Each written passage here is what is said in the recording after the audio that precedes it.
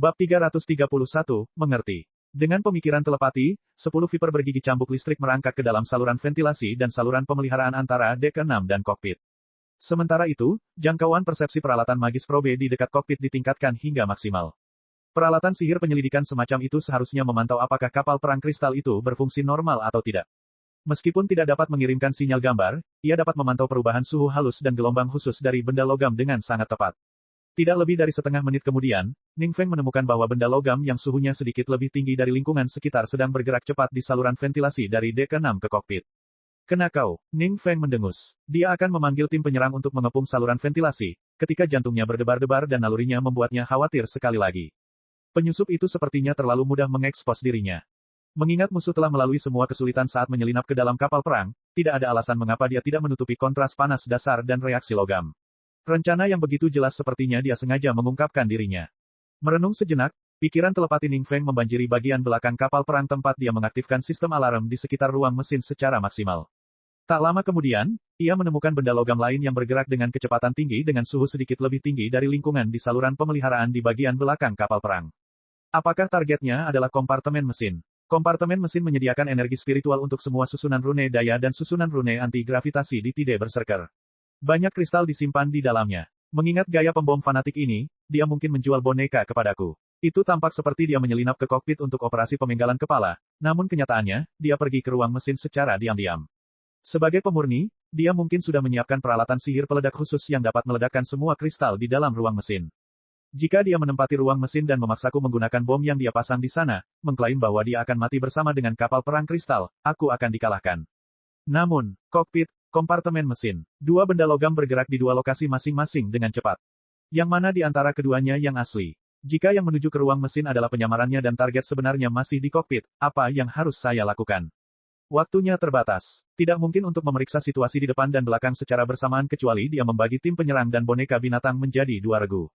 Namun, menghadapi musuh yang tangguh seperti Herring Liao, Ning Feng tidak yakin bahwa setengah tim penyerang akan cukup untuk menjatuhkannya. Setelah mempertimbangkan dengan cermat, Ning Feng membuat keputusan yang berisiko. Dia memutuskan untuk mengirim 70% tim penyerang dan boneka binatang ke kompartemen mesin di bagian belakang kapal perang dan mengumpulkan 30% sisanya ke kokpit untuk melindungi dirinya sendiri. Keputusan itu tidak membuat dirinya tenang. Sebaliknya, dia merasa hatinya semakin berat, seolah-olah dia tidak melakukan apa-apa dan jatuh ke dalam jurang. Entah kenapa, dia merasa telah mengabaikan sesuatu. Setelah menggigil, Ning Feng dengan cepat mulai memutar ulang rekaman yang baru saja diambil oleh Vicious Beasts. Video itu diambil sesaat sebelum Liao masuk ke kapal perang. Perbesar, perbesar, dan perbesar. Ketika gambarnya diperbesar sebanyak 17 kali, Ning Feng menemukan bahwa ada dua bola logam raksasa yang tergantung di pinggang pakaian tempur kerangka mistik, yang penuh dengan susunan rune kekuatan dan semburan api. File yang dia baca tentang Mystic Skeleton Battle Suite tidak menyebutkan hal-hal seperti itu. Dia juga tidak melihat fungsi apapun dari dua peralatan sihir di pertarungan sebelumnya. Dari sudut pandang aerodinamis, seharusnya tidak ada dua bola logam seperti itu pada setelan kristal. Apa itu tadi? Musuhku pernah memainkan trik seperti itu sebelumnya. Dengan menyembunyikan peralatan magis yang dapat mengeluarkan panas dan reaksi logam di bawah air terjun, dia memikat para pemburu untuk mengejarnya. Kedua bola itu pastilah benda yang sama. Itu adalah bayangan miliknya. Yang berarti, dua benda logam yang bergerak di kokpit dan ruang mesin keduanya palsu. Rambut Ning Feng tertusuk-tusuk. Meskipun dia telah mengetahui penyamaran musuhnya, dia sama sekali tidak merasa nyaman, karena dia belum mengetahui di mana sebenarnya tujuan Herring Liao. Di kapal perang kristal, selain kokpit dan ruang mesin, target penting apa yang bisa dihancurkan oleh pakaian kristal dalam waktu yang sangat singkat. Dia hanya punya satu kesempatan, dan dia pasti tidak akan bertindak sembarangan. Bukannya dia bisa membelah kapal perangku hanya dengan setelan jasnya saja. Membelah, pemecah surga. Seandainya dia tidak dikurung di dalam kapsul, dia pasti sudah melompat berdiri. Serangan dari pemisah surga bisa sama kuatnya dengan serangan dari penggarap panggung jiwa yang baru lahir. Konsumsi energi mereka tentu saja sangat besar. Oleh karena itu, di bawah Heaven Splitters, sebuah ruangan besar telah disiapkan tempat penyimpanan kristal super terkompresi. Kristal semacam itu dimaksudkan untuk dihancurkan dan dihancurkan. Mereka jauh lebih ganas dan tidak stabil dibandingkan kristal di dalam kompartemen mesin. Mematikan ruang kristal seperti itu 100 kali lebih nyaman daripada menyalakan ruang mesin, tetapi kerusakannya tidak akan berkurang. Heaven Splitters berada di atas bagian tengah kapal perang. Setelah ruang kristalnya dipasang, seluruh kapal perang mungkin akan terbelah menjadi dua bagian dari tengah. Sampai saat ini, pusat komando tetap diam tanpa ikut campur dalam pertempuran palsu ini. Tapi Ning Feng sangat menyadari bahwa ribuan mata tertuju pada Tide Berserker saat ini. Jika musuhnya benar-benar menyelinap ke ruang kristal pemecah surga dan memasang peralatan sihir peledak di sana, pusat komando pasti akan menghentikan pertempuran palsu itu. Ketika itu terjadi, dia akan menemui kegagalan yang belum pernah terjadi sebelumnya. Matikan saluran ventilasi dari nomor 394-0. 423. Matikan saluran ventilasi dari nomor 224-0. 278. Tim penyerang, pergilah ke Heaven Splitters sekarang juga. Perhatikan baik-baik saluran di dekat ruang kristal. Viper bergigi cambuk listrik, cari saluran yang baru saja aku matikan dan jangan tinggalkan kebutuhan bisnis yang terlewat. Semua pesawat ulang-alik bersenjata Vicious Bee, ambil boneka binatang buas di tanah dan perkuat Tide Berserker. Satu demi satu perintah dikeluarkan. Sementara itu, Ning Feng tidak lupa mengerahkan 10 Viper bergigi cambuk listrik untuk melacak 2 sinyal logam yang telah ditemukan di awal. Meskipun dia cukup yakin bahwa itu adalah umpan musuhnya, bagaimana jika musuhnya menyimpan sesuatu yang berbahaya di dalamnya? Saat ini, Ning Feng menganggap Herring Liao sebagai lawan paling licik dan kotor yang pernah dia temui. Dia bahkan merasa bahwa dia sedang menghadapi binatang iblis yang licik, bukan manusia. Segera, gelombang spiritual abnormal datang dari saluran pemeliharaan yang menuju ke pemisah surga. Seseorang telah meledakkan gerbang sehingga mengunci saluran, yang mengeluarkan banyak cahaya dan panas. Pada saat ledakan terjadi, kamera kristal dibelokkan saluran dengan jelas menangkap nyala api dan sosok kabur di dalam nyala api. Setelah dianalisis dan dibandingkan dengan prosesor kristalnya, itu adalah Mystic Skeleton Battle Suite. Akhirnya, kamu di sini. Pada saat ini, Ning Feng merasa ingin menangis kegirangan. Meskipun ini hanya pertarungan palsu, dia lebih cemas dalam pertempuran ini dibandingkan pertempuran lain yang pernah dia lakukan sebelumnya. Musuhnya sepertinya menyadari bahwa rencananya telah diketahui dan mulai menerobos saluran pemeliharaan lebih cepat. Namun saluran pemeliharaannya sempit dan berliku-liku dengan banyak cabang seperti labirin. Jadi, kecepatan musuh agak lambat. Tim penyerang dan boneka binatang telah berkumpul di sekitar pemisah surga sebelumnya. Semua Viper bergigi cambuk listrik merangkak ke dalam saluran. Berita datang dari saluran di depan dan belakang juga. Viper bergigi cambuk listrik di sana menangkap 2 peralatan magis berbentuk bola, yang merupakan item persis yang dibawa oleh Mystic Skeleton Battle Suite di pinggangnya ketika dibobol. Itu adalah sumber kelainan panas dan reaksi logam yang terdeteksi oleh peralatan sihir probe. Namun, ketika Electric Whip Titted Viper mengikat mereka, kedua bayangan itu tiba-tiba meledak, asap tebal dan nyala api meledak. Perut bundar mereka dipenuhi granat asap dan bom napalm. Asap dan panas mengalir melalui saluran ventilasi ke setiap sudut kapal perang. Sesaat asap hitam dan gas beracun menyebar ke setiap kabin. Tapi permainan sudah berakhir. Trik-trik mewah tidak banyak berguna untuk membalikkan keadaan sekarang. Ning Feng memerintahkan tim pengendalian kebakaran untuk memasuki saluran ventilasi untuk memadamkan api. Kemudian dia memusatkan perhatiannya pada tim penyerang yang semakin dekat dengan target sebenarnya. 5 menit kemudian, Electric Whip Titted Viper menemukan Mystic Skeleton Battle Suite yang bersembunyi di balik sekelompok besar tabung energi spiritual yang berantakan. Pertarungan itu jauh lebih mudah dari yang dia duga. Lusinan Viper bergigi cambuk listrik menerjang sasarannya secara bersamaan dan melepaskan busur listrik bertegangan tinggi yang segera membuat si penyusup terjerat. Di saluran sempit yang lebarnya hanya 2 meter, pakaian kristal itu lebih merupakan beban daripada bantuan. Sekuat apapun musuhnya bahkan tidak bisa berdiri tegak di dalam saluran, apalagi menghadapi begitu banyak Electric Whip Titted Viper secara bersamaan. Selain itu, hampir 100 tentara dari tim penyerang sedang mengawasi dengan cermat di luar saluran dengan penahan badai di tangan. Jika ada perubahan mendadak, seluruh saluran dapat hancur berkeping-keping. Pertarungan brutal untuk membobol kapal perang kristal menghabiskan banyak energi spiritual dari Mystic Skeleton Battle Suite. Efek setelah menerima serangan dari 3 Tai Lightning Railgun dengan cara yang sulit akhirnya meledak. Battle Suite Mystic Skeleton tidak melawan. Ia diikat tanpa bisa bergerak sama sekali.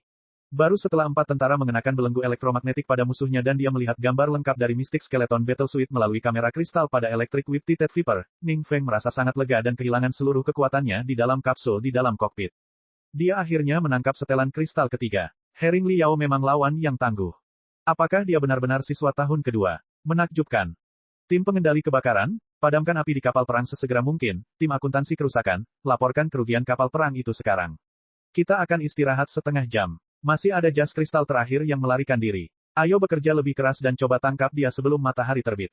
Saat dia mengeluarkan kata-kata itu, Ning Feng merasa ada sesuatu yang salah. Dia mengangkat kepalanya dan melihat sinar matahari berdarah menyinari kokpit melalui jendela. Lantainya tampak terbakar dalam api misterius. Matahari sudah lama terbit. Dengan senyum mengejek diri sendiri, Ning Feng melanjutkan, periksa apakah EXO dari Mystic Skeleton Battle Suite terluka atau tidak dan kirim dia ke ruang medis segera jika dia terluka. Tapi jangan melonggarkan belenggu padanya. Tim penyerang, tetap waspada. Orang itu mungkin masih punya rencana jahat lainnya. Bab 332, Jangkrik keluar dari Ekdisis. Bab 332, Jangkrik keluar dari Ekdisis. Penerjemah, Flycrane 01 Editor, Milman 97. Battle Suit Mystic Skeleton, yang telah kehilangan seluruh momentumnya, masih sangat kokoh. Sambungan antara masing-masing bagian dari armor itu saling menempel satu sama lain. Tim penyerang mencoba beberapa kali, tetapi mereka gagal membuka setelan kristal itu dengan paksa. Untungnya, dengan memindai peralatan sihir, mereka menemukan bahwa Exo di dalam setelan kristal memiliki pernapasan dan detak jantung yang stabil, dia baru saja koma. Agaknya, pertarungan berintensitas tinggi sebelumnya tidak hanya menguras Mystic Skeleton Battle Suit tapi juga Exo, yang, seperti busur retak, telah melampaui batas kemampuannya. Menghadapi lawan yang bertarung sampai saat terakhir, Ning Feng menghela nafas hormat. Karena kondisi fisik Exo tidak terlalu buruk, Ning Feng meminta tim penyerang untuk membawanya ke bengkel di mana terdapat peralatan halus yang dapat membongkar setelan kristal dan menggalinya. Sementara itu, belenggu elektromagnetik tentu saja masih terpasang. Ning Feng tidak akan mengabaikan detail seperti itu. Saat itu, jeritan keras terdengar dari Mystic Skeleton Battle Suit. Kemudian, kumpulan kabut hitam setebal dan setebal tinta membanjiri kabin dan menelan lebih dari separuh tim penyerang. Jalur yang mereka lalui cukup sempit. Tim penyerang tidak punya tempat untuk lari sama sekali. Bahkan para prajurit yang paling jauh dari Mystic Skeleton Battle Suit tidak bisa berbuat apa-apa selain menyaksikan kabut hitam mendekat seperti gelombang pasang yang tak terhentikan. Namun, asap aneh itu tidak menimbulkan kerusakan pada mereka, hanya membuat mereka menjadi hitam. Baunya juga tidak aneh. Setelah beberapa saat, hampir 100 pria kulit hitam mengedipkan mata karena bingung, yang giginya lebih putih dari sebelumnya karena kontrasnya. Mereka saling memandang dengan bingung, tidak tahu apa yang sedang terjadi. Adegan itu dikirim ke otak Ning Feng melalui kamera kristal di helm tentara. Namun, kamera kristal satu demi satu rusak setelah terkontaminasi kabut hitam. Jumlah gambar di dalam otak Ning Feng terus berkurang. Pada saat yang sama, berita yang lebih dahsyat dilaporkan oleh tim pengendalian kebakaran. Salah satu petugas pemadam kebakaran telah pingsan dan disembunyikan di ruang peralatan di dalam saluran pemeliharaan. Seragamnya telah dilepas. Ning Feng segera khawatir. Dia memusatkan perhatiannya pada saluran ventilasi di atas kepalanya. Pada awalnya, Herring Liao telah menempatkan umpan di saluran ventilasi, yang meledak ketika mendekati kokpit dan mengeluarkan banyak api dan asap. Oleh karena itu, 3 menit yang lalu, Ning Feng tidak terlalu memperhatikan beberapa petugas pemadam kebakaran yang masuk ke saluran ventilasi untuk memadamkan api. Tapi saat ini, setelah dia mengumpulkan semua informasi dan menghitung semua kemungkinan dengan gila-gilaan, dia tiba-tiba menyadari. Ledakan, pintu keluar saluran ventilasi di atas kokpit hancur berkeping-keping oleh bola api besar. Seorang pria yang mengenakan seragam pemadam kebakaran berwarna perak dan helm tertutup yang kaca rubinya menghalangi wajahnya yang tidak dapat dibedakan melompat turun dari pintu keluar seperti setan gila dan muncul di tengah-tengah kokpit. Sebelum dia mencapai tanah, lusinan telapak tangan guntur telah dibuang olehnya, yang menggelinding ke setiap sudut kokpit. Kokpit adalah otak dari kapal perang kristal. Sebagian besar perwira penting dan operator kapal perang berkumpul di sini. Tentu saja, ada banyak penggarap di antara mereka. Tapi kebanyakan dari mereka adalah penggarap tipe admin. Beberapa di antaranya adalah penggarap tipe penciptaan dan tipe penelitian. Ada beberapa penggarap tipe pertempuran sebagai penjaga di sini. Namun, mereka punya cara lain untuk menghadapi telapak tangan guntur yang bergulir selain menatap mereka dengan bingung. Thunder Palms tidak meledak, tapi mereka sudah menjadi kejutan mematikan bagi para petugas di Tide Berserker. Ya, seragam pemadam kebakaran terkoyak-koyak yang menari-nari dalam badai teror seperti ribuan kupu-kupu perak. Liao mengenakan rompi taktis tempat puluhan telapak tangan guntur digantung, dengan pedang perang di tangan kirinya, kapak terbakar di tangan kanannya, dan baut badai di punggungnya. Dia muncul di depan Ning Feng, seolah-olah dia dirasuki setan. Dia melihat sekeliling dengan dingin, lalu mengalihkan pandangannya kembali ke Ning Feng. Liao tersenyum, giginya yang tajam melotot. Dia berkata, jika gelombang terakhir dari Thunder Palms meledak, lebih dari separuh petugas dan operator di sini akan terluka dan terbunuh seketika. Kokpitnya akan berantakan. Panel operasi akan hampir tidak berfungsi, mungkin akan berfungsi lagi. Bagaimana kalau kita lanjutkan? Ning Feng mengertakkan gigi. Cairan merah tua itu dengan cepat diekstraksi. Kapsulnya terbuka perlahan. Dia berdiri tegak dan menatap Liao dengan mata berdarah saat dia berkata dengan dingin. Saya pikir ini adalah pertarungan palsu untuk menguji kinerja pakaian kristal. Memang itu. Liao menjawab, fakta bahwa pakaian tempur kerangka mistik dapat merobek cangkang kapal perang kristalmu melawan serangan 12 railgun petir Tai dan begitu banyak pesawat ulang-alik bersenjata Vicious B sudah cukup membuktikan ketangguhannya. Namun, beberapa saat yang lalu, hal itu memainkan peran yang lebih penting. Jika Anda telah membaca file saya, Anda harus tahu bahwa saya telah menambahkan satu set peralatan magis detonator di dekat reaktor kristal dari Mystic Skeleton Battle Suit. Selama setengah bulan terakhir, saya telah melakukan serangkaian perbaikan. Tidak hanya ledakannya yang jauh lebih dahsyat sekarang, detonatornya juga dapat dikendalikan dari jarak jauh atau diatur dengan pengatur waktu. Setelah aku keluar dari jas tempur kerangka mistik dan melumpuhkan seorang prajurit, aku memasukkannya ke dalam jas tempur kerangka mistik dan menyetel pengatur waktu untuk meledakkan jas kristal itu dalam 5 menit. Tentu saja, ini hanya pertarungan palsu, dan saya tidak menggunakan bom sungguhan. Oleh karena itu, tim penyerang Anda hanya dihitamkan. Itu saja. Jika ini pertarungan sungguhan, aku yakin tim penyerangmu pasti sudah dimusnahkan. Setidaknya para elit di dalamnya. Para penggarap tipe pertempuran akan paling menderita. Menurut perkiraanku, untuk berjaga-jaga, kamu pasti meminta ahli terkuat untuk mengepung pakaian tempur kerangka mistik, bukan? Jika kamu tidak percaya padaku, kamu dan semua orang di pusat komando dapat mempelajari peralatan sihir detonator yang aku sempurnakan bersama dan memeriksa apakah ledakan yang dipicunya cukup kuat untuk menghancurkan beberapa ratus tentara di dekatnya. Ning Feng terdiam untuk waktu yang lama, sebelum dia membuka mulutnya lagi dengan suara serak. Dua bayangan dirimu adalah umpan pertamamu. Mereka juga bertugas menyalakan api, sehingga tim pengendalian kebakaran akan dikerahkan. Selama kamu mengenakan pakaian pemadam kebakaran, tidak ada yang akan repot-repot melihatmu bahkan jika Anda secara terbuka bergerak di dalam saluran ventilasi. Baju tempur kerangka mistik adalah umpan keduamu. Kamu memikat tim penyerang ke pemisah surga dengan setelan kristalmu yang kemudian kamu picu dan hancurkan seluruh tim penyerang. Saat perhatian semua orang terfokus pada Mystic Skeleton Battle Suite asli di dekat Heaven Splitters, Anda merangkak melalui saluran ventilasi ke kokpit tanpa menimbulkan kecurigaan apapun. Tetapi ada satu hal yang saya tidak mengerti. Mengapa kamu begitu yakin bahwa kokpit tidak akan dijaga? Apa yang akan kamu lakukan jika aku menempatkan lusinan Viper bergigi cambuk listrik dan tentara dari tim penyerang di sini? Itu sangat tidak mungkin. Lagi pula, ruang kristal di bawah pembelah langit terlalu penting, dan kamu tidak dapat menanggung konsekuensinya jika itu ditempati olehku. Oleh karena itu, kamu pasti akan mengirim sebagian besar prajuritmu ke sana. Liao melanjutkan, tidak masalah apakah kokpitnya dijaga ketat atau tidak. Sebagian besar penggarap di kapal seharusnya sudah terbunuh oleh ledakan diri dari pakaian tempur kerangka mistik. Berapa banyak prajurit yang bisa kamu sisakan untuk melindungi kokpit? Tapi katakanlah kamu terlindungi dengan baik oleh para penjaga dan aku tidak punya kesempatan untuk membunuhmu. Setidaknya aku bisa mengaktifkan semua telapak tangan petir yang kumiliki, yang akan menyebabkan kekacauan besar dan meledakkan banyak petugas dan operator di sini, sistem kapal perang Anda akan rusak. Kecil kemungkinan kapal perang Anda akan tetap berfungsi normal. Kalau begitu, aku akan lari saat semuanya berantakan. Tanpa jas kristalku, aku masih seorang penggarap tipe pertempuran di tahap penyempurnaan tingkat tinggi. Aku tidak berpikir marinir biasa bisa menghentikanku ketika semuanya berantakan. Kemudian, saya akan menyelinap ke kabin penyelamat dan meluncurkan sekoci, berpura-pura telah melarikan diri dari kapal perang. Setelah itu, aku akan menyelinap ke ruang med. Saat saya menerbangkan pesawat ulang-alik bersenjata Vicious Bee ke Tide Berserker, saya melihat dua pakaian kristal tersedot ke dalam kapal perang Anda dengan warna mistik anti-gravitasi. Salah satunya tidak rusak parah. Saya berasumsi bahwa Anda menangkapnya hidup-hidup. Jadi, aku akan mencari EXO yang tidak terluka di ruang medis dan menyelamatkannya. Dengan begitu, dua penyabot akan menyabot kapal perangmu bersama-sama. Jika beruntung, kami bahkan bisa menemukan jas kristalnya yang Anda simpan. Saya yakin dalam kekacauan seperti ini, Anda tidak akan memiliki banyak tentara untuk mengawasi jas kristalnya. Setelah itu, saya akan kembali lagi secara tak terduga. Kali ini, bukan di kokpit, tapi di Heaven Splitters. Selama aku menduduki ruang kristal pemecah surga, aku akan mengambil alih seluruh kapal perang. Tentu saja selalu ada perubahan yang tidak terduga. Rencananya bisa disesuaikan dengan keadaan sebenarnya setiap saat. Kokpit, ruang kristal pemisah surga, ruang mesin, dan bahkan sistem anti-gravitasi adalah target saya. Jika saya tidak punya pilihan lain, saya bisa menghancurkan sistem anti-gravitasi kapal perang Anda dan memaksanya mendarat sehingga saya bisa melarikan diri. Tanpa dukungan tembakan dari kapal perang Anda di langit, saya rasa prajurit Anda tidak akan bisa melakukannya, dan boneka binatang cukup mampu memburu seorang penggarap di tahap penyempurnaan tingkat tinggi di hutan.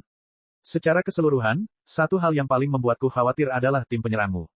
Oleh karena itu, prioritas utama saya bukanlah menghancurkan kokpit, atau pemisah surga, atau ruang mesin, tetapi mencoba segala yang saya bisa untuk melenyapkan tim penyerang Anda. Selama tim penyerang tersingkir, saya akan dapat mengambil inisiatif pertempuran, dan saya akan jauh lebih nyaman terlepas dari apakah saya memutuskan untuk terus bertarung atau melarikan diri. Rencana yang saya usulkan tadi bukan sekedar imajinasi liar. Tingkat keberhasilannya minimal 50%. Jadi, menurutku pertarungan palsu ini harus diakhiri sekarang. Apakah kamu setuju? Semua petugas dan operator di kokpit terdiam. Pusat Komando Armada Kelima juga terperosok dalam keheningan yang tak terlukiskan. Ning Feng sepertinya memikirkan sesuatu, tetapi bantahannya ditolak oleh dirinya sendiri sebelum dia membuka mulutnya. Dia terjatuh seperti tas kosong dan menghela nafas, sebelum bergumam dengan enggan, saya setuju. Bab 333, Harapan Jiang Sheng.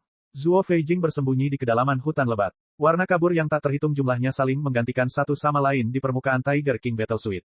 Kamuflase tersembunyi yang terus berubah menyatukannya dengan hutan. Rangkaian rune penyembunyian memperluas penutup spiritual tak kasat mata yang menghalangi semua perubahan suhu dan reaksi logam. Kecuali jika warna mistik mengenai wajahnya, Zuo Feijing yakin bahwa dia bisa lolos dari pemindaian peralatan sihir probe apapun. Ini adalah tempat perlindungan ketiga yang dia pilih. Dia telah mendirikan 8 tempat perlindungan lain yang persis sama dengan tempat perlindungan ini. Dia juga telah memilih 5 gua bawah tanah yang saling terhubung dan meluas ke berbagai arah. Ada 2 sungai bawah tanah yang bisa dilaluinya bermil-mil jauhnya tanpa diketahui. Di semua tempat perlindungan dan gua bawah tanah, dia telah memasang perangkap berantai untuk mengatasi boneka binatang itu. Banyak peralatan magis permukaan ke udara juga telah dikerahkan, yang dapat menembak jatuh pesawat ulang-alik bersenjata Vicious Bee dengan pikiran telepatinya. Dari tengah malam hingga sekarang, Zhuo Feijing telah sibuk bekerja tanpa istirahat selama 5 jam sebelum dia mampu menyelesaikan medan pertempuran besar untuk perang gerilya. Dia menunggu kapal perang kristal dengan sabar, seperti pemburu paling terampil yang bersembunyi di kegelapan melihat mangsa brutal mendekati jebakan yang telah lama disiapkan selangkah demi selangkah.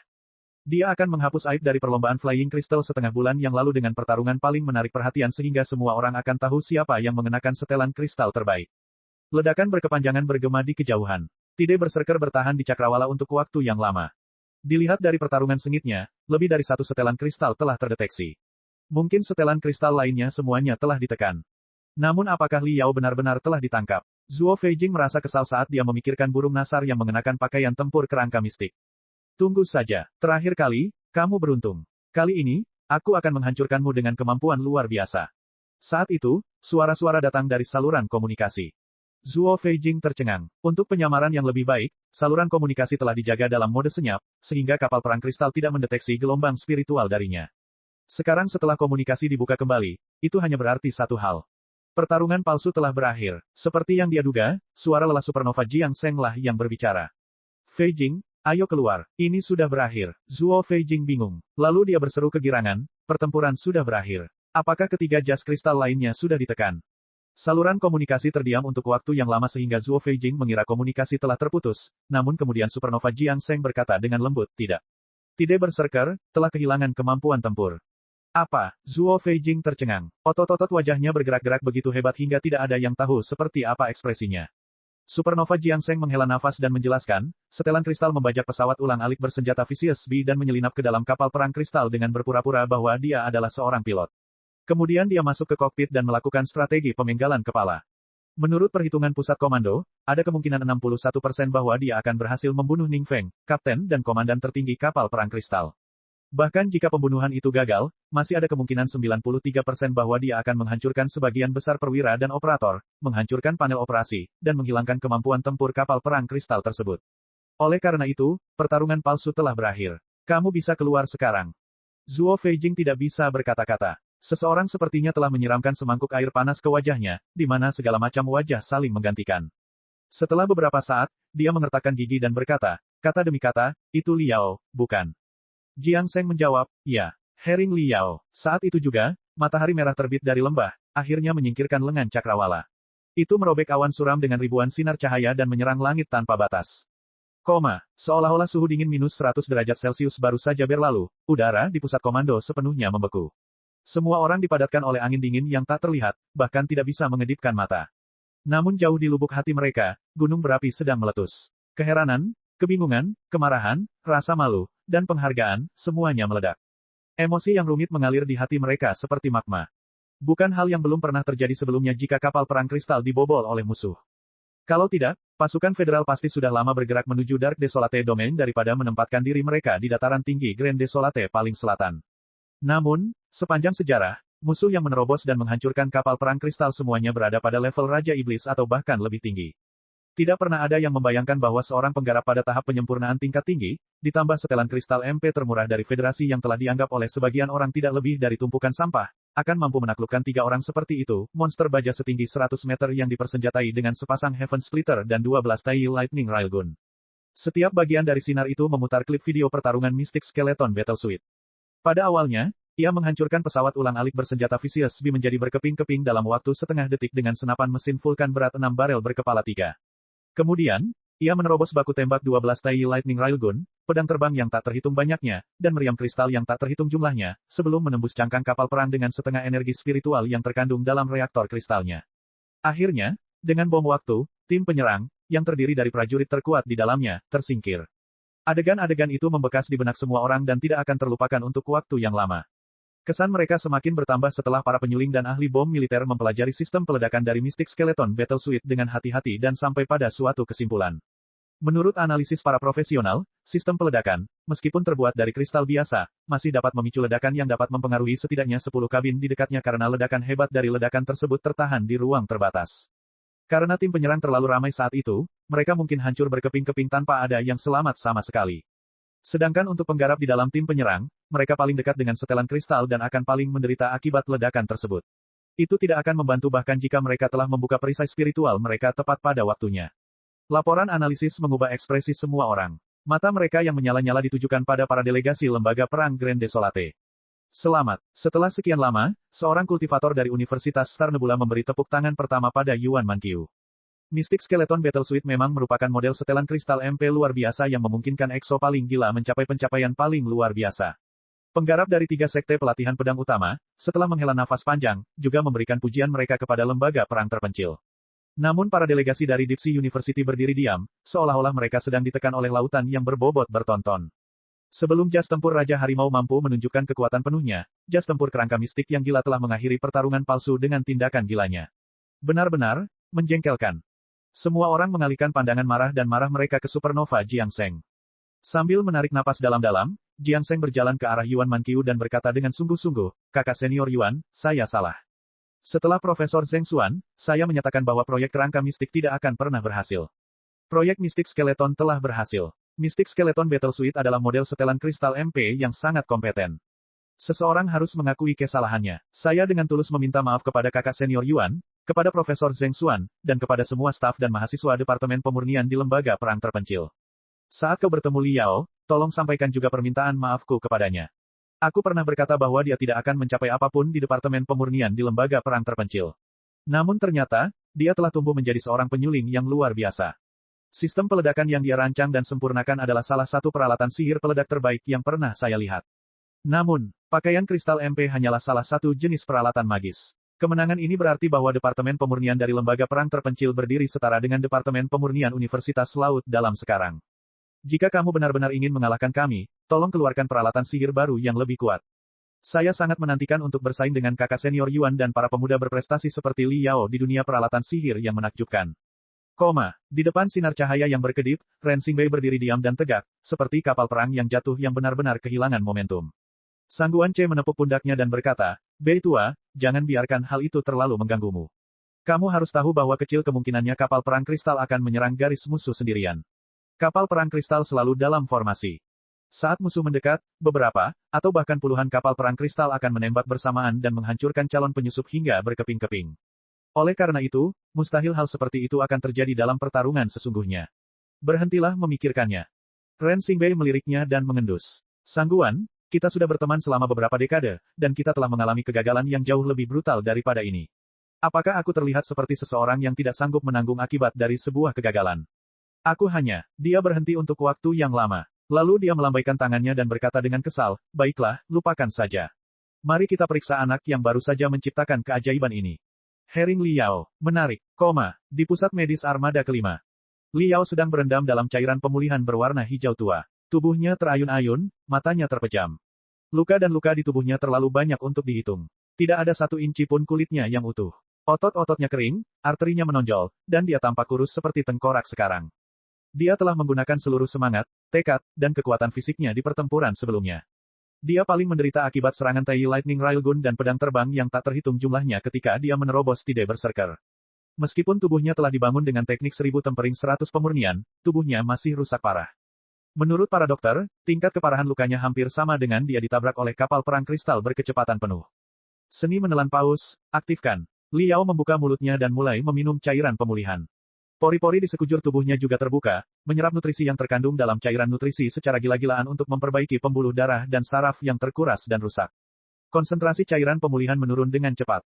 Kekuatan tulang, otot, dan arterinya meningkat dengan cepat. Detak jantung dan pernapasannya juga stabil sekarang. Dia menyerap cairan pemulihan yang cukup untuk digunakan oleh 3 orang selama sehari semalam hanya dalam 10 menit. Tingkat penyerapan sebesar itu jauh melebihi kemampuan para penggarap tahap penyempurnaan biasa. Para penggarap dari lembaga perang terpencil memang tangguh. Sosok-sosok yang memantul dengan gila-gilaan dan tubuh yang pulih dengan cepat membuat kagum para dokter dan perawat armada kelima. Bab 334, Peperangan Tanpa Batas. Setelah menyerap 20 unit standar cairan nutrisi, Liao menyelesaikan perawatan awalnya. Luka di tubuhnya sebagian besar sudah pulih sekarang. Namun ketika dia keluar dari bangsalnya, dia terkejut melihat bahwa, alih-alih delegasi dari lembaga perang terpencil, malah ada 2 letnan jenderal serta banyak perwira yang sikapnya jauh dari ramah yang menunggunya. Para perwira armada kelima menatap Liao dengan setengah marah dan setengah hati-hati, seolah-olah dia adalah binatang iblis tingkat tinggi yang menyamar sebagai manusia. Jantung Liao berdebar kencang setelah dia mengetahui identitas kedua letnan jenderal itu. Demi Tuhan, itu adalah komandan armada kelima. Pastinya salah satu perwira tertinggi dan pejuang terberat di militer. Armada kelima adalah armada terbaik dari Federasi Star Glory, tempat munculnya pahlawan perang yang tak terhitung jumlahnya. Dulu ketika Liao masih kecil, dia sering menonton klip pertempuran berdarah armada kelima di proyektor sinarnya yang compang camping. Dia tidak pernah menyangka bahwa suatu hari nanti dia akan berhasil menyusup ke kapal perang armada kelima dan melakukan strategi pemenggalan kepala. Hidup sungguh menakjubkan. Saat ini, Liao bukan lagi pemuda biasa seperti sebelum ia kuliah 2 tahun lalu. Setelah pertarungan hidup dan mati dan sesi pelatihan, jiwanya sekokoh paduan super sekarang. Di bawah sorotan mata 2 letnan jenderal dan begitu banyak perwira yang tidak ramah, dia masih bisa berdiri tegak dan tetap tenang. Ketenangannya agak mengejutkan kedua letnan jenderal itu. Ren Xingbei menatapnya lama, sebelum dia membuka mulutnya dan berkata, Tuan Liao, penampilan Anda hari ini benar-benar membuka mata. Apa pendapat Anda tentang pertempuran ini? Apakah menurut Anda setelah pakaian kristal dapat diproduksi secara massal, atau kemampuan pakaian kristal kelas atas dapat ditingkatkan secara signifikan, kapal perang kristal harus berfungsi sebagai kekuatan sekunder, atau hanya pensiun untuk selamanya? Pertanyaan tajam itu membuat mata Liao bergerak-gerak. Dia menggelengkan kepalanya sambil berkata, saya rasa tidak ada senjata apapun yang dapat mengamankan kemenangan perang dengan sendirinya, bahkan jas kristal pun tidak, meskipun ia dikenal sebagai Raja Peralatan Sihir. Dalam pertempuran tadi, bagian penting dari intrusiku adalah aku menipu perisai spiritual kapal perang kristal dengan pesawat ulang-alik bersenjata Vicious Bee yang dimodifikasi sebelum aku berlari ke sisi buta dari Tai Lightning Railguns. Itu sebabnya aku berhasil mendarat di kapal perang. Tetapi di medan perang sesungguhnya, perisai spiritual sebuah kapal perang pasti tidak akan mudah tertipu. Selama strategi autentikasi seperti kata sandi atau deteksi biologis digunakan, akan sangat mudah untuk mengetahui apakah pilotnya adalah seorang pilot, tidak mungkin musuh akan naik ke kapal dengan menyamar. Misalkan musuh berhasil memasuki perisai spiritual dengan menyamar, pada kenyataannya, lusinan kapal perang akan bekerja sama untuk berperang, bukan satu kapal perang yang menjalankan misi sendirian seperti dalam pertempuran palsu, yang berarti sisi buta mereka sangat terbatas. Setelah musuh dikenali, mereka akan dihadapkan dengan 100 atau bahkan lebih Tai Lightning Railgun, bukan hanya 12 saja. Dibandingkan dengan pakaian kristal, kapal perang kristal memiliki keunggulan yang tak tergantikan. Misalnya, ketika dihadapkan dengan gelombang besar binatang buas yang secara eksklusif terbuat dari binatang iblis tingkat rendah, penggarap tidak akan berdaya bahkan jika mereka mengenakan pakaian kristal. Mereka hanya dapat membunuh beberapa binatang iblis sebelum jiwa mereka terbakar. Tetapi sebuah kapal perang kristal dapat memusnahkan binatang iblis yang jaraknya puluhan kilometer tanpa tergesa-gesa dengan Heaven Splitter dan Tai Lightning Railgun. Seorang prajurit biasa dapat melancarkan serangan mematikan dan membunuh puluhan binatang iblis hanya dengan menekan sebuah tombol. Dia mungkin punya waktu untuk minum teh saat itu. Oleh karena itu, meskipun aku berhasil membobol Tide Berserker hari ini, menurutku pakaian kristal saja tidak cukup untuk memenangkan perang. Ada banyak hal yang dapat dilakukan oleh kapal perang kristal yang tidak dapat dilakukan oleh pakaian kristal. Selain itu, menurutku, jas kristal dan kapal perang kristal adalah mitra yang sempurna satu sama lain. Penemuan jas kristal MP tidak akan mengurangi pentingnya kapal perang kristal. Sebaliknya, kapal perang kristal akan menjadi lebih penting di masa depan. Oh, petugas armada kelima mengangguk menyetujui kata-kata Liao. Sebaliknya, kalimat terakhir sangat membangkitkan minat Ren Xingbei. Dia bertanya, bagaimana bisa? Liao menjelaskan dengan hati-hati, dalam sejarah, armada tentara federal selalu dikerahkan di belakang garis pertahanan utara dan tidak bersedia menerobos ke dalam wilayah gelap yang terpencil. Hal ini sebagian karena iklim di wilayah terpencil yang gelap sangat keras. Jika terjadi gelombang spiritual, kapal perang kristal mungkin hancur, dan tentara mungkin terbunuh. Itu juga sebagian karena ada banyak iblis kuat di dalam Dark Desolate Domain. Karena pertahanan internal kapal perang kristal terlalu lemah, beberapa dari mereka mungkin membobol kapal perang kristal dan menyabotase kapal perang tersebut seperti yang saya lakukan kali ini. Itu akan menjadi bencana yang mengerikan. Ren Xingbei mengakui dengan jujur, benar. Sudah diketahui secara umum bahwa tentara federal bertanggung jawab atas pertahanan sementara para penggarap bertanggung jawab atas serangan. Itu terutama karena ada terlalu banyak tentara biasa di militer. Bahkan di kapal perang kristal, sebagian besar marinir masih manusia biasa. Jadi, akan sangat memusingkan jika setan kuat masuk ke kapal perang. Liao melanjutkan, sama seperti saat ini. Hanya ada puluhan penggarap tipe pertempuran di Tide Berserker, yang tidak lebih tinggi dari tingkat menengah tahap penyempurnaan. Beberapa jenderal iblis yang menyelinap ke kapal perang kristal sudah cukup untuk menyebabkan masalah serius. Namun, bagaimana jika lusinan penggarap semuanya mengenakan pakaian kristal? Bukankah pertahanan internal kapal perang akan diperkuat? Ren Xingbei bingung. Kemudian dia berpikir keras. Li Yao tersenyum. Alasan mengapa marinir tidak dipersenjatai dengan pakaian kristal adalah karena pakaian kristal terlalu mahal. Harga satu pakaian kristal saja sama dengan biaya lebih dari 10 pesawat ulang-alik bersenjata Vicious Bee dengan semua boneka binatang yang mereka bawa. Tetapi jika jas kristal yang dimaksud adalah Mystic Skeleton Battle Suit, pengeluaranmu akan berkurang secara signifikan. Lusinan set jas kristal semacam itu tidak akan terjangkau selama kamu mengambil keputusan. Dengan begitu, pertahanan internal kapal perang kristal akan meningkat secara signifikan. Kapal perang kristal akan dapat mengambil bagian dalam misi agresif, bukan? Di sisi lain, meskipun jas kristal memiliki banyak kelebihan, bagaimanapun juga, itu adalah perlengkapan sihir yang sangat tepat. Kemungkinan terkena kerusakan di medan perang bisa sangat besar. Selain itu, ada satu masalah umum yang mengganggu semua MP Crystal Suite, yaitu waktu kerja mereka yang terlalu singkat. Mereka semua berkaki pendek dan hanya bisa menjalankan misi dalam jarak yang cukup kecil. Jadi, mereka juga sangat membutuhkan kapal perang kristal yang bisa dijadikan basis pemeliharaan dan pasokan. Oleh karena itu, menurut pendapat saya, meskipun pakaian kristal MP dipromosikan di seluruh pasukan federal, kapal perang kristal pasti tidak akan berfungsi sebagai kekuatan sekunder. Kapal perang kristal masa depan mungkin akan berfungsi sebagai platform dengan 3 fungsi, proyeksi legiun, dukungan senjata jarak jauh, serta pemeliharaan dan pasokan. Dengan begitu, kapal perang kristal akan benar-benar terlibat dalam misi penyerangan. Kali ini, Ren Xingbei benar-benar terkejut. Dia menatap Liao untuk waktu yang lama, sebelum dia membuka mulutnya dan berkata, Tuan Liao, apakah Anda sendiri yang mengemukakan teori yang baru saja Anda katakan? Li Yao tersipu. Dia menggelengkan kepalanya dengan cepat dan berkata, tidak. Itu adalah hasil kerja kolektif dari tim Project Mystic Skeleton dan staf berpengalaman serta mahasiswa dari Departemen Tempur dari Lembaga Perang Grand Desolate. Project Mystic Skeleton adalah proyek emas dari Grand Desolate War Institution. Semua orang berharap militer dapat membeli lebih banyak Mystic Skeleton Battle Suite. Kami sering mengadakan pertemuan untuk membahas taktik jas kristal dan bagaimana mereka dapat berkolaborasi dengan unit lain. Selain pasukan darat, semua armada juga merupakan klien potensial kami. Kami berharap dapat menjual sendiri pakaian kristal kepada komandannya. Tentu saja, kami perlu mempelajari bagaimana pakaian kristal dan kapal perang kristal dapat bekerja sama dalam pertempuran. Petik 2. Ren Xingbei tidak bisa menahan senyum. Dari 9 universitas elit, lembaga perang terpencil adalah yang paling dekat dengan militer kecuali Akademi Militer Pertama Federasi. Kedua pihak sering mempunyai misi bersama. Lulusan Departemen Tempur dan Departemen Medis dari lembaga perang terpencil paling sering juga bergabung dengan tentara federal. Sedangkan bagi lulusan Departemen Pemurnian, mereka tidak diterima di tempat lain karena mereka dibesarkan dengan ideologi pemurnian yang berada di akar rumput. Oleh karena itu, mereka seringkali memilih bekerja sebagai penyuling militer. Karena lembaga perang terpencil dan militer sangat terhubung satu sama lain, bukan hal yang aneh jika mereka bisa menyajikan wawasan seperti itu dengan kebijaksanaan kolektif mereka. Tuan Liao, saya harus mengatakan bahwa Anda dan pakaian tempur kerangka mistik Anda telah meninggalkan kesan yang mendalam pada saya. Saya akan mempertimbangkan saran Anda dengan serius. Mungkin suatu hari nanti, kapal perang kristal dari armada kelima akan dipenuhi dengan pakaian tempur kerangka mistik. Kapal perang dan pakaian kristal akan bertarung berdampingan melawan musuh bersama. Setelah memberikan janji, Ren Xingbei dan petugas armada kelima pergi. Liao dan Sangguan Che, letnan jenderal lainnya, ditinggalkan sendirian. Sangguan Che jauh lebih ramah padanya. Dia adalah pendukung paling tangguh dari pakaian kristal di militer. Penampilan Liao hari ini sungguh luar biasa. Setelah proses dan hasil pertempuran palsu itu dilaporkan kepada pejabat yang lebih tinggi, dia mungkin diberikan dana yang cukup untuk membentuk 10 legiun jas kristal lainnya. Dia mengamati Liao sambil tersenyum sambil merenungkan tentang pemuda yang telah bangkit seperti bintang iblis. Liao juga sedang mempelajari gelarnya. Panglima Pusat Pasukan Khusus, Direktur Pusat Penelitian Peperangan Tak Terbatas. Perang tanpa batas. Apa itu? Melihat kebingungan di wajahnya, Sangguan Che tersenyum dan menjelaskan, perang tanpa batas berarti menyerang musuh dengan segala cara dengan mengabaikan semua aturan dan melampaui semua batasan.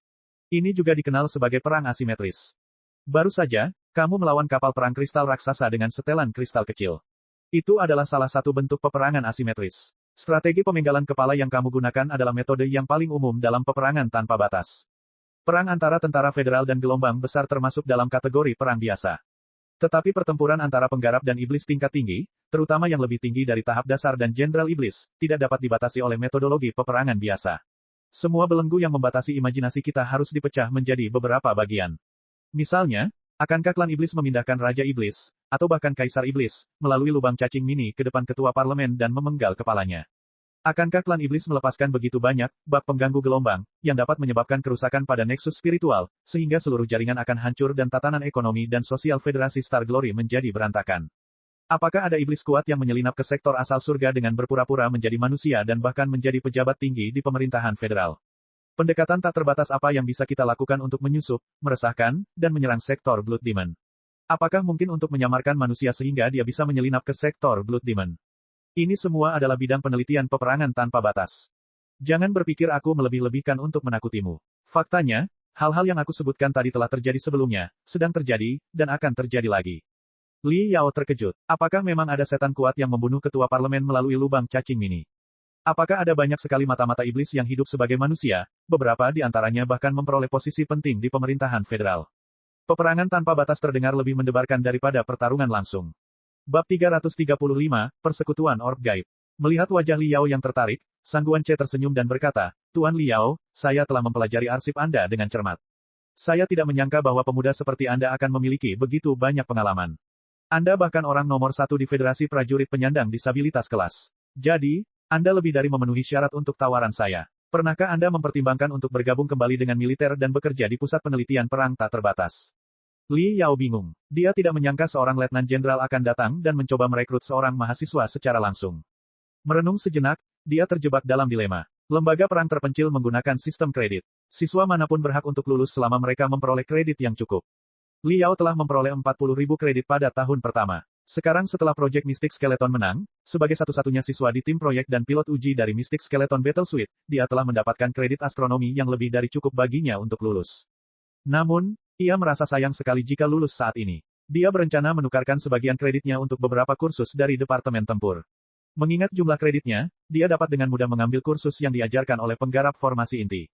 Yuan Manqiu juga telah berbicara dengannya tentang karir masa depannya setelah lulus. Para pemimpin sekolah dengan tulus berharap dia dapat tetap bersekolah setelah lulus, dan jika dia melakukannya, manfaatnya akan sama dengan manfaat Ding Lingdang. Namun, sektor asal surga adalah tempat yang terlalu besar untuk dilewatkan. Dalam hatinya, Li Yao berencana untuk berkeliling selama beberapa tahun dan mendapatkan lebih banyak pengalaman sebelum kembali ke lembaga perang Grand Desolate dan mulai bekerja. Adapun bergabung dengan militer, jika itu adalah pasukan biasa yang ditempatkan di belakang garis pertahanan menunggu munculnya gelombang besar, Li Yao tentu saja tidak mau. Tapi bergabung dengan pusat penelitian peperangan tak terbatas dan melawan iblis kuat di medan pertempuran yang tak terlihat. Kedengarannya sangat menarik. Li Yao ragu-ragu. Sang Guan Che meliriknya dan berkata dengan santai, ini adalah keputusan penting dan saya dapat memberi Anda lebih banyak waktu untuk memikirkannya. Bahkan jika Anda bersedia, tidak mudah untuk bergabung dengan pusat penelitian peperangan tanpa batas. Akan ada berbagai macam tes yang harus Anda lewati. Namun, jika Anda memutuskan untuk tidak kembali ke militer, kemampuan Anda dalam menyempurnakan dan ide-ide Anda yang membuka mata sungguh berharga. Pusat penelitian peperangan tak terbatas seringkali membutuhkan peralatan magis yang aneh.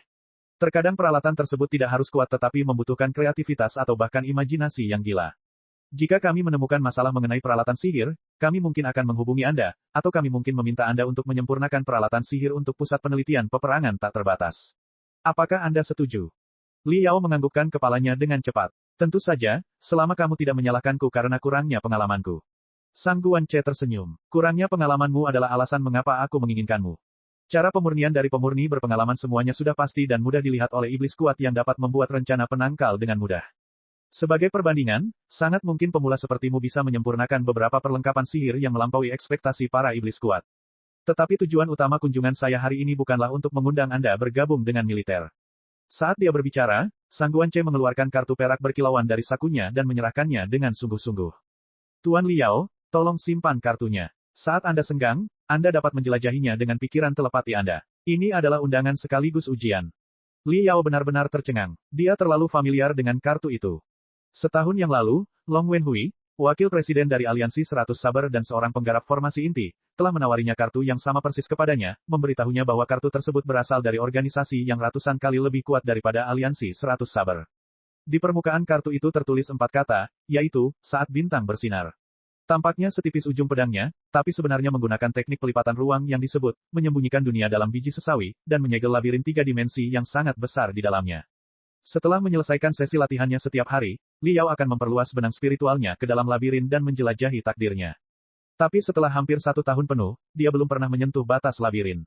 Sebagai hasilnya, benang spiritualnya jauh lebih tebal dan panjang, dan akar spiritualnya jauh lebih kuat dibandingkan dengan para penggarap tahap penyempurnaan lainnya. Dia tidak menyangka Sang Guan Che akan memberinya kartu yang sama. Apakah itu berarti Jenderal Sang Guan Che juga anggota organisasi misterius ini? Sang Guan Che terlalu pintar untuk mengabaikan kebingungan Li Yao. Dia menyadari apa yang sedang terjadi dan tersenyum. Hah, menilai dari wajahmu, kamu telah diberi kartu kuasi keanggotaan, Occult Orc Fellowship, bukan? Masuk akal. Bagaimana mungkin seorang pemuda luar biasa sepertimu yang telah mencapai prestasi luar biasa di lembaga perang terpencil diabaikan oleh para penggarap kuat? Aku tidak memikirkannya secara menyeluruh. Haha, karena kamu sudah menjadi anggota semu dari persekutuan orbit gaib, cobalah yang terbaik untuk berkultivasi dan masuk ke tahap fondasi bangunan sehingga kamu akan menjadi anggota sejati dari persekutuan orbit gaib.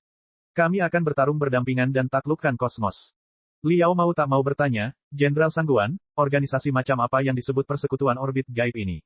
Penggarap yang memberiku kartu, keanggotaan semu, hanya memberitahuku bahwa ini adalah organisasi berpengaruh yang lebih kuat daripada sekte manapun dan tidak memberi saya informasi lebih lanjut. Bisakah Anda ceritakan lebih banyak tentang persekutuan orbit gaib? Sangguan C merenung sejenak dan menjawab dengan jujur, baiklah. Occult Orb Fellowship bukanlah organisasi ilegal. Seiring dengan mendekatnya sektor Blood Demon, semakin banyak rahasia yang akan terungkap ke dunia, termasuk rahasia tentang Occult Orb Fellowship. Tidak masalah jika aku memberitahumu sesuatu tentang hal itu sebelumnya. Liao, selama kultivasimu, kamu pasti sudah memasuki banyak bagian dunia, bukan? Liao mengangguk, dan Sangguan C tersenyum. Tetapi pecahan dunia yang Anda masukkan tidak berukuran besar. Diameternya tidak lebih dari 500 km. Lingkungan di sana eksotik, dan tidak banyak peninggalan di dalamnya, setidaknya tidak banyak peninggalan penting yang menurut Anda menarik, adalah di sana. Liao menganggukkan kepalanya lagi. Ada beberapa peninggalan di Greyfield kecil Peng Hai dan di Laut Bintang mengepul di Ding Lingdang. Tapi mereka sudah lama melebur ke dalam lingkungan alam dan tidak memiliki sesuatu yang istimewa. Sangguan C berkata, seperti yang kuduga. Fragmen dunia yang telah dirilis ke publik dan diketahui oleh penggarap tingkat rendah adalah fragmen dunia di tingkat terbawah. Faktanya, kami telah menemukan lebih banyak pecahan dunia daripada yang bisa Anda bayangkan. Mereka jauh lebih kuat dan berbahaya. Liao terengah-engah. Lebih kuat, lebih berbahaya. Sangguan C mengangguk. Apa yang dimaksud dengan pecahan dunia? Seperti namanya, pecahan dunia adalah pecahan dari sebuah dunia yang terkoyak selama perang brutal dan berdarah selama 40.000 tahun terakhir oleh kekuatan dan senjata yang tak terbayangkan. Apakah Anda penasaran mengapa pecahan dunia yang Anda temui tidak memiliki jejak perang seperti itu? Faktanya, di antara semua bagian dunia, banyak di antaranya merupakan medan perang kuno dari perang tersebut. Pada dasarnya ada 3 jenis medan perang kuno. Pertama, pecahan dunia yang tercipta selama perang saudara klan iblis di era kerajaan binatang iblis. Dalam zaman kegelapan besar yang berlangsung selama 30.000 tahun, iblis berdarah suci, yang memerintah kerajaan binatang iblis berubah lebih dari 10 kali. Setiap pergantian dinasti berarti darah dan balas dendam. Banyak iblis yang merupakan musuh bebuyutan. Bagi mereka, membunuh jenis mereka sendiri tidak kalah sulitnya dengan membunuh manusia. Oleh karena itu, banyak medan perang kuno yang terfragmentasi yang kita miliki sekarang dapat ditelusuri kembali ke masa itu. Kedua, medan perang kuno yang tercipta 10.000 tahun yang lalu dalam perang Renaissance umat manusia antara kerajaan Laut Bintang dan kerajaan binatang iblis ketika kaisar tertinggi bangkit. Kengerian medan perang kuno seperti itu tidak dapat diungkapkan dengan kata-kata apapun. Ketiga, medan perang kuno yang tercipta selama pemberontakan Armageddon ketika Dewa Darah dirasuki oleh iblis yang menyerang dan berubah menjadi Met Armageddon. Pemberontakan Armageddon menghancurkan kerajaan Laut Bintang. Dunia manusia kembali tercerai-berai. Sektor asal surga berakhir sebagai satu-satunya dunia yang mengambang di tepian kosmos. Medan perang seperti itu juga terlalu kejam dan brutal untuk dijelaskan lebih lanjut. Selain medan perang kuno, beberapa pecahan dunia diciptakan dengan sengaja. Dari pecahan dunia tersebut, beberapa di antaranya adalah kuburan atau surga bagi para penggarap legendaris, beberapa di antaranya adalah pusat penelitian proyek-proyek misterius, beberapa di antaranya adalah markas terakhir spesies, kekuatan, dan pasukan lain, beberapa bahkan merupakan peninggalan peradaban prasejarah dari miliaran tahun yang lalu, bertahun-tahun yang lalu sebelum peradaban manusia muncul. Liao, bisakah kamu memahami nilai dari pecahan dunia seperti itu? Liao tenggelam dalam pikirannya. Semakin lama dia merenung, matanya menjadi semakin cerah. Fragmen dunia maju ribuan kali lebih berharga daripada fragmen dunia biasa. Sangguan C menganggukkan kepalanya dan berkata, sepertinya kamu mengerti. Jika sebuah fragmen dunia adalah medan perang kuno, mayat prajurit kuno, serta peralatan magis, senjata, dan susunan rune mereka, dapat diambil. Jika sebuah pecahan dunia adalah kuburan atau surga bagi seorang penggarap legendaris, itu akan lebih baik lagi. Kemungkinan besar koleksi seumur hidupnya disimpan di dalamnya. Jika sebuah fragmen dunia adalah pusat penelitian dari proyek misterius tertentu, atau basis terakhir dari kekuatan kuno tertentu, kita bahkan mungkin mendapatkan sistem budidaya yang lengkap darinya. Lagi pula, beberapa pecahan dunia tidak terlalu bernilai, tapi tidak sepenuhnya terputus dari dunia induk. Kita bisa menggunakan pecahan dunia itu sebagai platform untuk masuk ke dunia lain. Anda harus menyadari pentingnya pecahan dunia bagi manusia di sektor asal surga saat ini. Federasi Star Glory hampir tidak memiliki keuntungan apapun 500 tahun yang lalu dan hanya bisa menunggu untuk diserang secara pasif. Namun 500 tahun kemudian, peradaban budidaya yang cemerlang telah berkembang. Kami bahkan mulai menyempurnakan kapal luar angkasa, siap untuk menembus batas surga. Sektor asal dan berlayar di alam semesta. Mungkinkah mempelajari semua teknologi tanpa mewarisi pengetahuan masa lalu? Tentu saja tidak.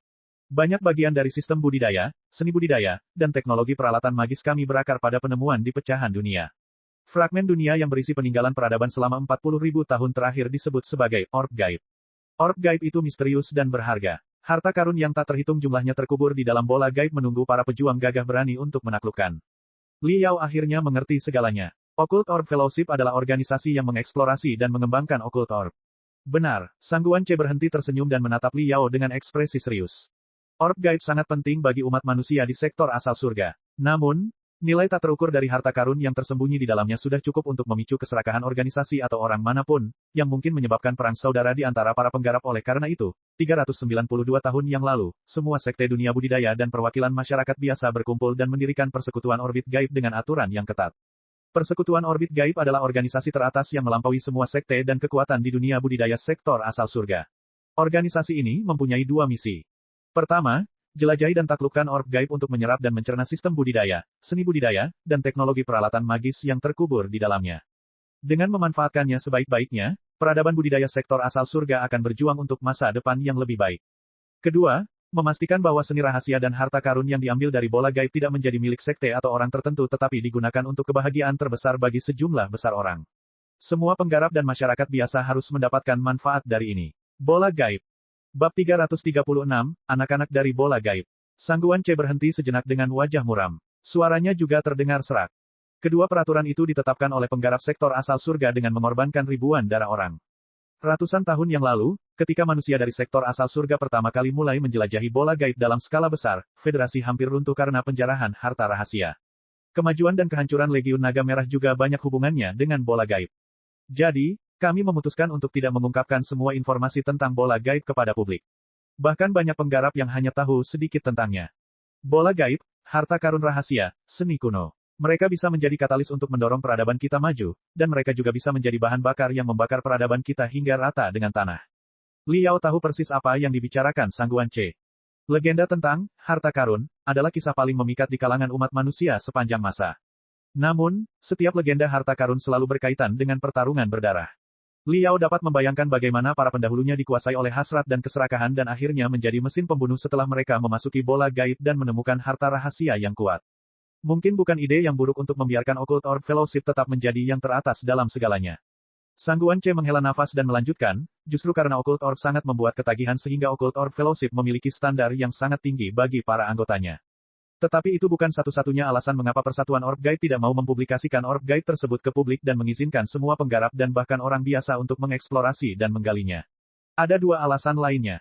Pertama, sangat sulit untuk mengirim seseorang ke dalam Orb Gaib. Berbeda dari pecahan dunia biasa, bola gaib seringkali memiliki penghalang atau blokade yang sangat besar. Beberapa di antaranya jauh dari sektor asal surga, dengan gelombang spiritual bergejolak yang tak terhitung jumlahnya di antaranya. Untuk memindahkan seorang penggarap ke orb gaib dan membawanya kembali dengan selamat, biayanya bisa sangat besar. Untuk orb gaib yang terjauh dari kita dengan penghalang terkuat, biaya untuk memindahkan seseorang ke dalamnya cukup untuk membangun kapal perang kristal. Karena biayanya yang sangat besar, dapat dimengerti bahwa kita tidak dapat memindahkan kultivator acak ke bola gaib dengan mudah. Li Yao menganggukkan kepalanya. Itu cukup bisa diterima. Aturan yang sama juga diterapkan pada pemilihan astronot. Karena biaya perjalanannya terlalu mahal, kecil kemungkinannya orang biasa akan terpilih sebagai kandidat. Sang Guan Ce melanjutkan, kedua, bola gaib penuh dengan bahaya, dengan tingkat kematian yang sangat tinggi. Penggarap biasa hanya akan bunuh diri jika mereka memasukinya. Li Yao bertanya dengan heran, apa bahayanya di dalam bola gaib? Sang Guan Ce menjelaskan, ada 3 bahaya di dalam bola gaib. Bahaya pertama adalah bahwa hukum alam yang dipatuhi oleh bola gaib bisa bertolak belakang dengan hukum yang ada di sektor asal surga. Gravitasi dari beberapa orb gaib puluhan kali lebih kuat daripada di sini. Beberapa secara acak berubah dari neraka yang sangat dingin bersuhu minus beberapa ratus derajat ke tungku terik bersuhu ribuan derajat, beberapa memiliki amukan angin yang sangat korosif yang dapat merobek daging dan tubuhmu, darah dari tulangmu dengan mudah, beberapa terlihat damai, tetapi ada jiwa misterius yang berputar di sana yang akan memakanmu dan menguncimu dalam mimpi buruk paling mengerikan selamanya begitu kamu masuk ke dalam. Ini hanyalah perbedaan hukum alam, yang lebih mudah untuk diatasi. Tetapi seperti yang saya sebutkan tadi, banyak orb gaib yang merupakan medan perang kuno dari perang berdarah selama 40.000 tahun terakhir. Tentu saja, banyak peralatan magis, susunan rune, dan senjata tertinggal di sana. Barang-barang tersebut mungkin masih dalam keadaan aktif, negara meskipun puluhan ribu tahun telah berlalu. Jika seseorang memasuki medan perang kuno secara sembarangan, peralatan sihir kuno mungkin akan menganggap mereka sebagai musuhnya dan memusnahkan mereka dalam waktu singkat. Jika orb gaib yang dimaksud adalah pusat penelitian seni rahasia kuno, atau kuburan seorang penggarap legendaris, atau tempat perlindungan terakhir dari beberapa kekuatan kuno, akan ada lebih banyak lagi penghalang, jerat, dan jebakan. Bahkan penjelajah yang paling berhati-hati pun berisiko masuk ke salah satu dari mereka, dan jika demikian, tubuhnya tidak hanya akan hancur berkeping-keping, jiwanya mungkin juga akan terkoyak. Dia akan dikutuk selamanya tanpa ada cara untuk kembali. Tetapi dua bahaya di atas bukanlah yang paling menakutkan. Bahaya yang paling menakutkan adalah risiko bertemu dengan spesies lain yang menjelajahi bola gaib seperti kita. Selain setan dan penggarap manusia dari dunia lain harus diperhatikan dengan cermat. Di bawah lingkungan yang keras dan godaan harta rahasia yang kuat, bahkan saudara-saudara pun bisa berbalik melawan satu sama lain. Penggarap dari dunia lain mungkin adalah musuh yang brutal. Li Yao agak terkejut. Dia berseru, ada spesies lain di bola gaib. Sang Guanche mengangguk. Orb gaib adalah warisan semua peradaban selama 40.000 tahun terakhir. Tentu saja, semua spesies di kosmos tertarik padanya. Kamu harus tahu bahwa sektor asal surga dan sektor setan darah sangat dekat satu sama lain dari sudut pandang 4 dimensi. Kita adalah kembar dan sistem dunia ganda. Tingkat perkembangan kedua peradaban sangat dekat. Oleh karena itu, bola gaib yang kami temukan sebagian besar juga berada dalam penglihatan sektor iblis darah. Selain itu, banyak bola gaib yang merupakan sisa-sisa medan perang sektor setan darah setelah lebih dari 10 kali pergantian dinasti, atau makam para iblis yang kuat. Ada banyak seni rahasia di sektor setan darah yang memungkinkan mereka untuk mendeteksi, temukan, dan raih orb gaib itu. Oleh karena itu, sangatlah normal jika kamu bertemu dengan iblis kuat di bola gaib. Li Yao terkejut. Lalu apa yang harus kita lakukan jika kita bertemu ahli dari klan iblis di bola gaib? Sang Guanche tersenyum sebagai tanggapan. Kami melakukan apa yang harus kami lakukan. Jika kami bertemu dengan iblis atau penggarap iblis, bunuh saja mereka semua. Ini juga merupakan medan pertempuran terbesar antara sektor iblis darah dan kami. Siapapun yang menemukan lebih banyak bola gaib dan mengambil lebih banyak harta rahasia, seni rahasia, dan budidaya sistem akan lebih mungkin berkembang menjadi peradaban yang lebih kuat dan memenangkan perang antara kedua sektor. Tapi sayang sekali jika menyangkut manusia dari dunia lain. Selama ratusan tahun penjelajahan, kami telah bertemu manusia dari dunia lain beberapa kali. Namun setiap saat, kami gagal untuk percaya satu sama lain. Bahkan jika kami dipaksa untuk bekerja sama di bawah tekanan dari luar, kami selalu menentangnya, satu sama lain setelah harta rahasia digali sejauh ini. Peradaban manusia dari dunia yang berbeda tidak pernah benar-benar bekerja sama. Tampaknya tidak setiap peradaban manusia menghargai etika manusia, dan mereka juga tidak ingin mencerahkan kosmos dengan kebijaksanaan manusia. Mungkin, selama ribuan tahun pertempuran berdarah setelah pemberontakan Armageddon, peradaban manusia telah mengembangkan serangkaian strategi bertahan hidup yang sangat berbeda. Li Yao berpikir sejenak dan bertanya, apakah kartu keanggotaan kuasi berarti bahwa saya adalah kandidat dari persekutuan orbit gaib sekarang, dan bahwa saya akan menjadi anggota yang memenuhi syarat untuk memasuki orbit gaib untuk mengambil harta rahasia dan mewarisi yang kuno pengetahuan setelah aku masuk ke tahap fondasi bangunan. Sang Guanche berkata, benar. Kadang-kadang, ketika situasi sebenarnya dari orb gaib atau tujuan misi menentukan, persekutuan orb gaib akan mengundang penggarap non-anggota ke fragmen dunia. Itu karena hukum alam dari orb gaib bisa sangat aneh. Di beberapa orb gaib, semua peralatan sihir akan kehilangan fungsinya karena penghalang di dalamnya. Dalam kasus seperti ini, kami akan mengundang praktisi tubuh yang kuat untuk mengeksplorasinya dengan tangan kosong. Di beberapa orb gaib lainnya, dibutuhkan musik untuk memecahkan penghalang yang melingkupinya. Ini akan menjadi waktu di mana penggarap tipe budaya akan berguna. Namun, penggarap non-anggota tersebut hanya diperbolehkan memasuki jenis bola gaib tertentu. Demi keselamatan mereka sendiri, kami tidak menyarankan mereka untuk menjelajahi lebih banyak bola gaib. Hanya setelah seseorang lulus tes kartu orbit gaib, dan menjadi anggota resmi dari persekutuan orbit gaib, seseorang dapat berlayar di antara bintang-bintang dengan bebas dan menjelajahi mitos-mitos orbit gaib. Omong-omong, kartu orb gaib itu sendiri adalah harta rahasia yang digali dari orb gaib. Saya yakin Anda telah menemukan misteri di dalamnya. Mata Li Yao berbinar penuh semangat. Dia mengepalkan tangannya dan berkata, setelah aku masuk ke tahap fondasi bangunan dan mengungkap misteri mengenai kartu orbit gaib, aku akan diizinkan untuk bergabung dengan persekutuan orbit gaib. Sang Guan mengangguk. Memecahkan misteri kartu orb gaib hanyalah sebuah permulaan. Setelah Anda bergabung dengan persekutuan orb gaib, Anda akan diizinkan untuk memasuki beberapa orb gaib tingkat rendah di mana Anda dapat melakukan perjalanan atau berkultivasi. Kecepatan kultivasi Anda ketika Anda berada di dalam jumlahnya akan 10 kali lebih tinggi daripada di luar. Namun, saya perlu mengingatkan Anda bahwa bahkan bola gaib di tingkat terbawah masih mengandung segala jenis bahaya yang mungkin terabaikan atau belum terselesaikan sepenuhnya. Anda mungkin bertemu dengan iblis kuat dan penggarap iblis kapan saja. Jadi, pada akhirnya tergantung padamu, apakah akan memasuki bola gaib atau tidak. Li Yao menjilat bibirnya. Api sepertinya keluar dari matanya dan dia bergumam, medan perang kuno selama 40.000 tahun terakhir. Pemakaman dan pusat penelitian para penggarap legendaris. Pasti aku tertarik mengunjungi tempat-tempat seperti itu. Sangguan C menyipitkan mata dan tersenyum misterius. Jika kamu benar-benar berpikir begitu, mohon berusaha lebih keras untuk berkultivasi di tahun mendatang, Liao. Diukur berdasarkan standar sektor asal surga, Anda adalah seorang penggarap generasi muda yang luar biasa, atau bahkan luar biasa. Namun, esensi dari penggarap sektor asal surga tidak terletak pada sektor asal surga, tetapi pada bola gaib. Banyak orang jenius yang secara alami berbakat dalam berkultivasi telah dikirim ke Occult Orb Fellowship untuk mendidik. Orang tua mereka seringkali merupakan kultivator tingkat tinggi. Mereka dilahirkan dengan pembuluh darah dan saraf yang kuat dan tak tertandingi. Beberapa dari mereka bahkan memiliki akar spiritual yang bermutasi yang sama sekali berbeda dari kultivator biasa.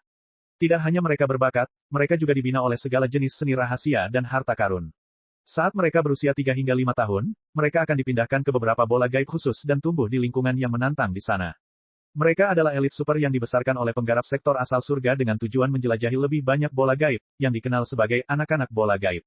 Ketika kamu beruntung, atau kurang beruntung, cukup untuk bertemu dengan anak dari bola gaib, kamu akan tahu bahwa ahli luar biasa dan brilian yang pernah kamu temui sebelumnya hanyalah penggarap yang biasa-biasa saja. Kata-katanya sepenuhnya memicu daya saing Liao. Super elit, anak-anak dari bola gaib, penggarap kuat sebagai orang tua, dengan urat dan saraf yang tak tertandingi. Dipelihara oleh seni rahasia dan harta karun sejak muda, tumbuh di bola gaib khusus. Menarik, sangat menarik. Meskipun seorang letnan jenderal tentara federal berdiri di depannya, Liao tidak menahan penolakannya sama sekali. Akibatnya, dalam penglihatan Sangguan C, seekor burung nasar yang brutal tampak mulai terbentuk dalam bayangan Liao, yang membuka sayap emas gelapnya yang diselimuti kabut hitam dan melompat ke langit dalam jeritan yang membelah surga. Sangguan C tersenyum. Dia telah bertemu beberapa anak dari bola gaib sebelumnya. Tumbuh di lingkungan tertutup, para jenius semuanya angkuh dan eksentrik. Mereka tinggal di dunia mereka sendiri dan menganggap diri mereka sebagai harapan sektor asal surga. Penggarap dunia luar hanyalah lelucon bagi mereka. Jika, Hering Liao, ini bertemu dengan anak dari bola gaib suatu hari nanti, kilauan mempesona seperti apa yang akan muncul. Bab 337, ayo lakukan. Sambil berpikir, Sangguan C menambahkan, hanya ini yang bisa kukatakan padamu saat ini. Pokoknya, berusahalah lebih keras untuk berkultivasi, Liao. Ancaman dari sektor setan darah semakin dekat. Hanya masalah waktu sebelum kedua dunia akhirnya bertabrakan. Menggunakan kata-kata di dunia budidaya kuno, ini adalah saat ketika naga dan harimau meninggalkan gua mereka dan bertarung dalam angin dan awan. Menurut teori-teori dunia budidaya modern, tabrakan dua dunia akan menimbulkan gelombang spiritual yang mengintimidasi. Banyak materi surgawi dan harta karun bumi yang telah terkubur di bawah tanah sepanjang hidup mereka akan terungkap ke publik. Kecepatan budidaya dari para penggarap yang tenggelam dalam gelombang pasang spiritual akan ratusan kali lebih tinggi dari biasanya. Dalam masa ketenangan, tidak peduli betapa berbakat dan beruntungnya seorang penggarap, dibutuhkan puluhan tahun atau bahkan ratusan tahun baginya untuk menembus tahap fondasi bangunan dan tahap pembentukan inti. Tetapi di era besi dan darah yang luar biasa seperti saat ini, dengan keberanian yang cukup, seseorang mungkin dapat bangkit dari kultivator tahap penyempurnaan yang tidak berarti menjadi kultivator formasi inti yang menggemparkan dunia dalam waktu 10 tahun jika beruntung. Logika yang sama berlaku untuk manusia di sektor asal surga secara keseluruhan. Setelah 500 tahun berkembang pesat, kita telah menciptakan peradaban budidaya cemerlang yang hampir menghabiskan semua sumber daya di sektor asal surga. Namun, kita terkurung di satu-satunya pulau di tepi lautan bintang, gagal membangun rute yang bagus menuju pusat kosmos. Jika terus seperti ini, kita mungkin masih tidak dapat menemukan tujuan peradaban kita ketika semua energi spiritual di sektor asal surga habis. Peradaban kita akan mencapai puncak cemerlang dan perlahan membusuk di kerikil tandus yang kita miliki, sedang berdiri sekarang. Perang dengan sektor setan darah adalah kesempatan terakhir kita. Jika kita gagal, tidak perlu mengatakan apapun. Manusia dari sektor asal surga akan berakhir dengan malapetaka setelah 500 tahun berjuang. Namun, jika kita mengalahkan sektor setan darah, kita akan dapat menggabungkan sumber daya dari kedua sektor dan, mungkin, membuat lompatan ke pusat kosmos. Naga bangkit dari bendera 9 bintang akan berkibar di tengah lautan bintang. Penggarap adalah pedang perang peradaban manusia. Nasib manusia di sektor asal surga ada di tangan kita. Apakah kita akan berakhir di dalam perut monster iblis atau berada di luar miliaran bintang yang menebas ke depan, bergantung pada usaha kita. Mendengar kata-katanya, Liao terengah-engah. Tenggorokannya terasa benar-benar kering. Sangguan C menyelesaikan pidatonya. Dia menepuk bahu Liao dan berjalan keluar. Ketika dia hampir keluar dari pintu, Liao tiba-tiba bertanya, Jenderal Sangguan, bisakah Anda memberitahu saya apakah ada seni rahasia di bola gaib yang dapat mengembalikan entitas hantu menjadi hantu dengan kesadaran diri? Sangguan C berhenti. Dia merenung sejenak dan menggelengkan kepalanya.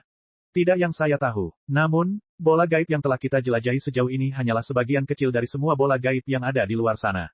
Ada banyak orb gaib yang kami deteksi namun tidak berani menginjakan kaki di dalamnya karena bahaya yang ditimbulkannya. Beberapa dari bola gaib tersebut berhubungan erat dengan hantu, jiwa, dan sejenisnya. Lautan bintang tidak terbatas. Miliaran peradaban memiliki miliaran teknologi dan seni yang berbeda. Siapa yang tahu berapa banyak rahasia yang terkubur di antara mereka? Segala sesuatu yang ingin Anda ketahui terletak di kedalaman kosmos. Cobalah yang terbaik untuk mengungkapnya. Petik 2. Saat dia berbicara, Sang Guanche keluar dari pintu. Li Yao menghela nafas dengan serius. Dia menyentuh liontin kondensasi jiwa di lehernya. Entitas fantom di dalamnya memancarkan gelombang yang jauh lebih kuat dari sebelumnya. Mereka seperti kunang-kunang di senja hari yang mengeluarkan cahaya kehijauan dalam kabut berdarah. Sesekali, Li Yao bahkan dapat memahami sebagian pemikiran mereka, namun momen seperti itu hanya sesingkat kilat. Para profesor dan kakak-kakak senior dari Departemen Pemurnian merasa bangga atas keberhasilan pakaian tempur kerangka mistik. Namun, itu tidak cukup. Orb gaib, aku pasti pergi ke sana. Sambil menarik napas dalam-dalam, Li Yao melangkah keluar ruangan. Saat dia melangkah keluar dari pintu, dia bertemu dengan semua delegasi dari Lembaga Perang Agung terpencil. Para profesor dan pakar yang teliti dan berpenampilan serius semuanya tersenyum dengan mulut terbuka lebar seperti anak-anak yang baru saja memenangkan pertandingan sepak bola. Profesor, Li Yao menyeringai tak terkendali. Dia akan memeluk Yuan Manqiu, ketika dia dan anggota tim proyek lainnya berkerumun ke depan, mengangkatnya dan melemparkannya ke udara. Kami menang. Departemen Pemurnian Lembaga Perang Terpencil telah menang. 3 hari kemudian, delegasi dari Lembaga Perang Terpencil yang telah kembali dengan kehormatan mengadakan pesta kemenangan dengan standar tertinggi di kampus. Meskipun militer belum mengumumkan berapa banyak mistik skeleton battle suite yang akan dibeli, menurut sumber, pertempuran palsu tersebut telah secara signifikan meningkatkan pengaruh pendukung jas kristal di militer. Sementara itu, pendukung kapal perang juga mulai mempelajari cara menyerang secara agresif dalam kolaborasi dengan pakaian kristal ketika pasukan pakaian kristal berada di dalamnya. Setiap petunjuk menunjukkan bahwa jumlah yang dibeli akan lebih dari yang diharapkan. Mungkin akan melebihi 5.000 dan bahkan mencapai 10.000. Setelah presentasi di pameran peralatan sihir dan pertarungan palsu, Departemen Pemurnian dari Lembaga Perang Terpencil dengan cepat menjadi terkenal. Semua perusahaan penyulingan akar rumput mendapatkan hasil yang baik. Harga saham sekte yang mensponsori Departemen Pemurnian juga mengalami pertumbuhan pesat. Hasilnya, lebih banyak sponsor yang bergabung. Kerja keras selama 20 tahun akhirnya membuahkan hasil termanis di dunia. Semua orang membuang sopan santun mereka dan mengubah pesta kemenangan menjadi perkumpulan para pecandu alkohol. Bahkan Yuan Manqiu sedang meminum anggur lesat yang terbuat dari tanaman merambat dewa mabuk. Wajahnya basah. Tidak ada yang tahu apakah itu anggur atau air matanya. Ini bahkan belum jam 10 malam, dan Li Yao sudah kelelahan. Ding Lingdang menyambar kerah bajunya dan menariknya ke tempatnya. Aku tidak pernah tahu kalau kamu begitu buruk dalam minum. 3 cangkir anggur yang terbuat dari tanaman merambat dewa mabuk dan kamu mabuk seperti ini. Ding Lingdang berkata dengan penuh perhatian dan mengerutkan kening. Namun, Li Yao, yang matanya mengantuk karena terlalu banyak minum beberapa saat yang lalu, mengedipkan matanya dengan tenang dan menatapnya sambil tersenyum. Mata Ding Lingdang melotot. Kamu pura-pura mabuk. Li Yao tersenyum. Aku memang sedikit mabuk, tapi tidak serius. Sudah cukup banyak perayaan dengan semua orang selama beberapa hari terakhir. Saat ini, aku ingin merayakannya sendirian denganmu. Nafas Ding Lingdang terhenti sejenak. Tiba-tiba dia merasa kepalanya pusing padahal dia tidak minum banyak. Li Yao berbaring dengan kakinya yang mulus dan tanpa cacat sebagai bantalnya dengan nyaman dan mengangkat tangannya. Lalu dia berkata, tahukah Anda arti terbesar proyek kerangka mistik bagi saya? Ding Lingdang sedikit bingung. Dia menggelengkan kepalanya. Li Yao berkata dengan sungguh-sungguh, saya tahu Anda merasa bersalah karena telah menghambat pertumbuhan saya, dan jika bukan karena Anda, saya akan memilih Departemen Pemurnian di Universitas Laut Dalam dan tumbuh menjadi pengilangan yang lebih sukses, dengan mudah. Tetapi karena aku bertemu denganmu, aku memilih Departemen Pemurnian dari Lembaga Perang Terpencil. Ternyata, sebuah kecelakaan mengerikan terjadi pada hari pertama kehidupan kuliahku. Seluruh Departemen Pemurnian hampir hancur. Impianku untuk menjadi seorang penyuling mengalami kemunduran yang luar biasa. Kamu pasti mengira kamu bertanggung jawab atas kemalanganku, kan? Tetapi saat ini, proyek mistik skeleton telah berhasil. Departemen Pemurnian dari Lembaga Perang Terpencil mendapatkan kembali ketenarannya di dunia penyulingan.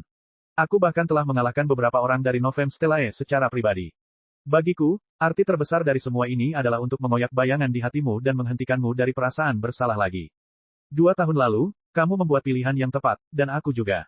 Ding Lingdang linglung. Matanya dipenuhi riak, seperti danau yang diaduk oleh angin musim semi. Mereka berhenti berbicara. Mata mereka saling bertautan seperti 4 ular kecil. Keheningan mengambil alih tempat itu. Itu adalah malam dengan cahaya bulan yang terang. Saat ini, tindakan memang berbicara lebih keras daripada kata-kata. 3 menit kemudian, tunggu, apakah kamu bercanda? Apa yang kamu lakukan? Hentikan tanganmu, dan mulutmu. Beri aku, 2 menit. Li Yao hampir mengertakkan gigi. Dia memaksakan dirinya keluar dari keterikatan Ding Lingdang yang seperti gurita dengan tekad yang tidak manusiawi, dan, mengambil napas dalam-dalam untuk menenangkan dirinya, bergegas keluar pintu secepat yang dia bisa. Kecepatan Li Yao dimaksimalkan. Dia belum pernah berlari secepat ini sepanjang hidupnya. Bahkan ketika dia bertemu dengan dua jenderal iblis di Tunderos Sound Mountain, atau ketika dia berkompetisi dengan 20 jas kristal dalam perlombaan Flying Crystal, dia belum secepat ini. Hanya dalam 27 detik, Liao berhenti di depan mesin penjual otomatis di samping gerbang lingkungan. Mesin penjual otomatis di lembaga perang terpencil jelas jauh lebih canggih dibandingkan dengan pasar hantu bawah tanah di kota tombak terapung. Bahkan ada puji kriter di atasnya sebagai panduan belanja.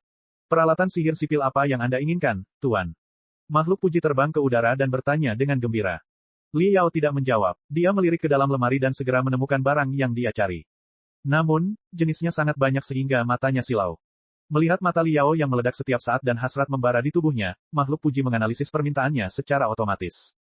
Kenapa kamu tidak mencoba yang ini? Ini adalah model paling ringan dan tertipis di seluruh federasi yang disempurnakan dari membran usus, ikan lentera 9 bagian, dengan 49 prosedur kerja.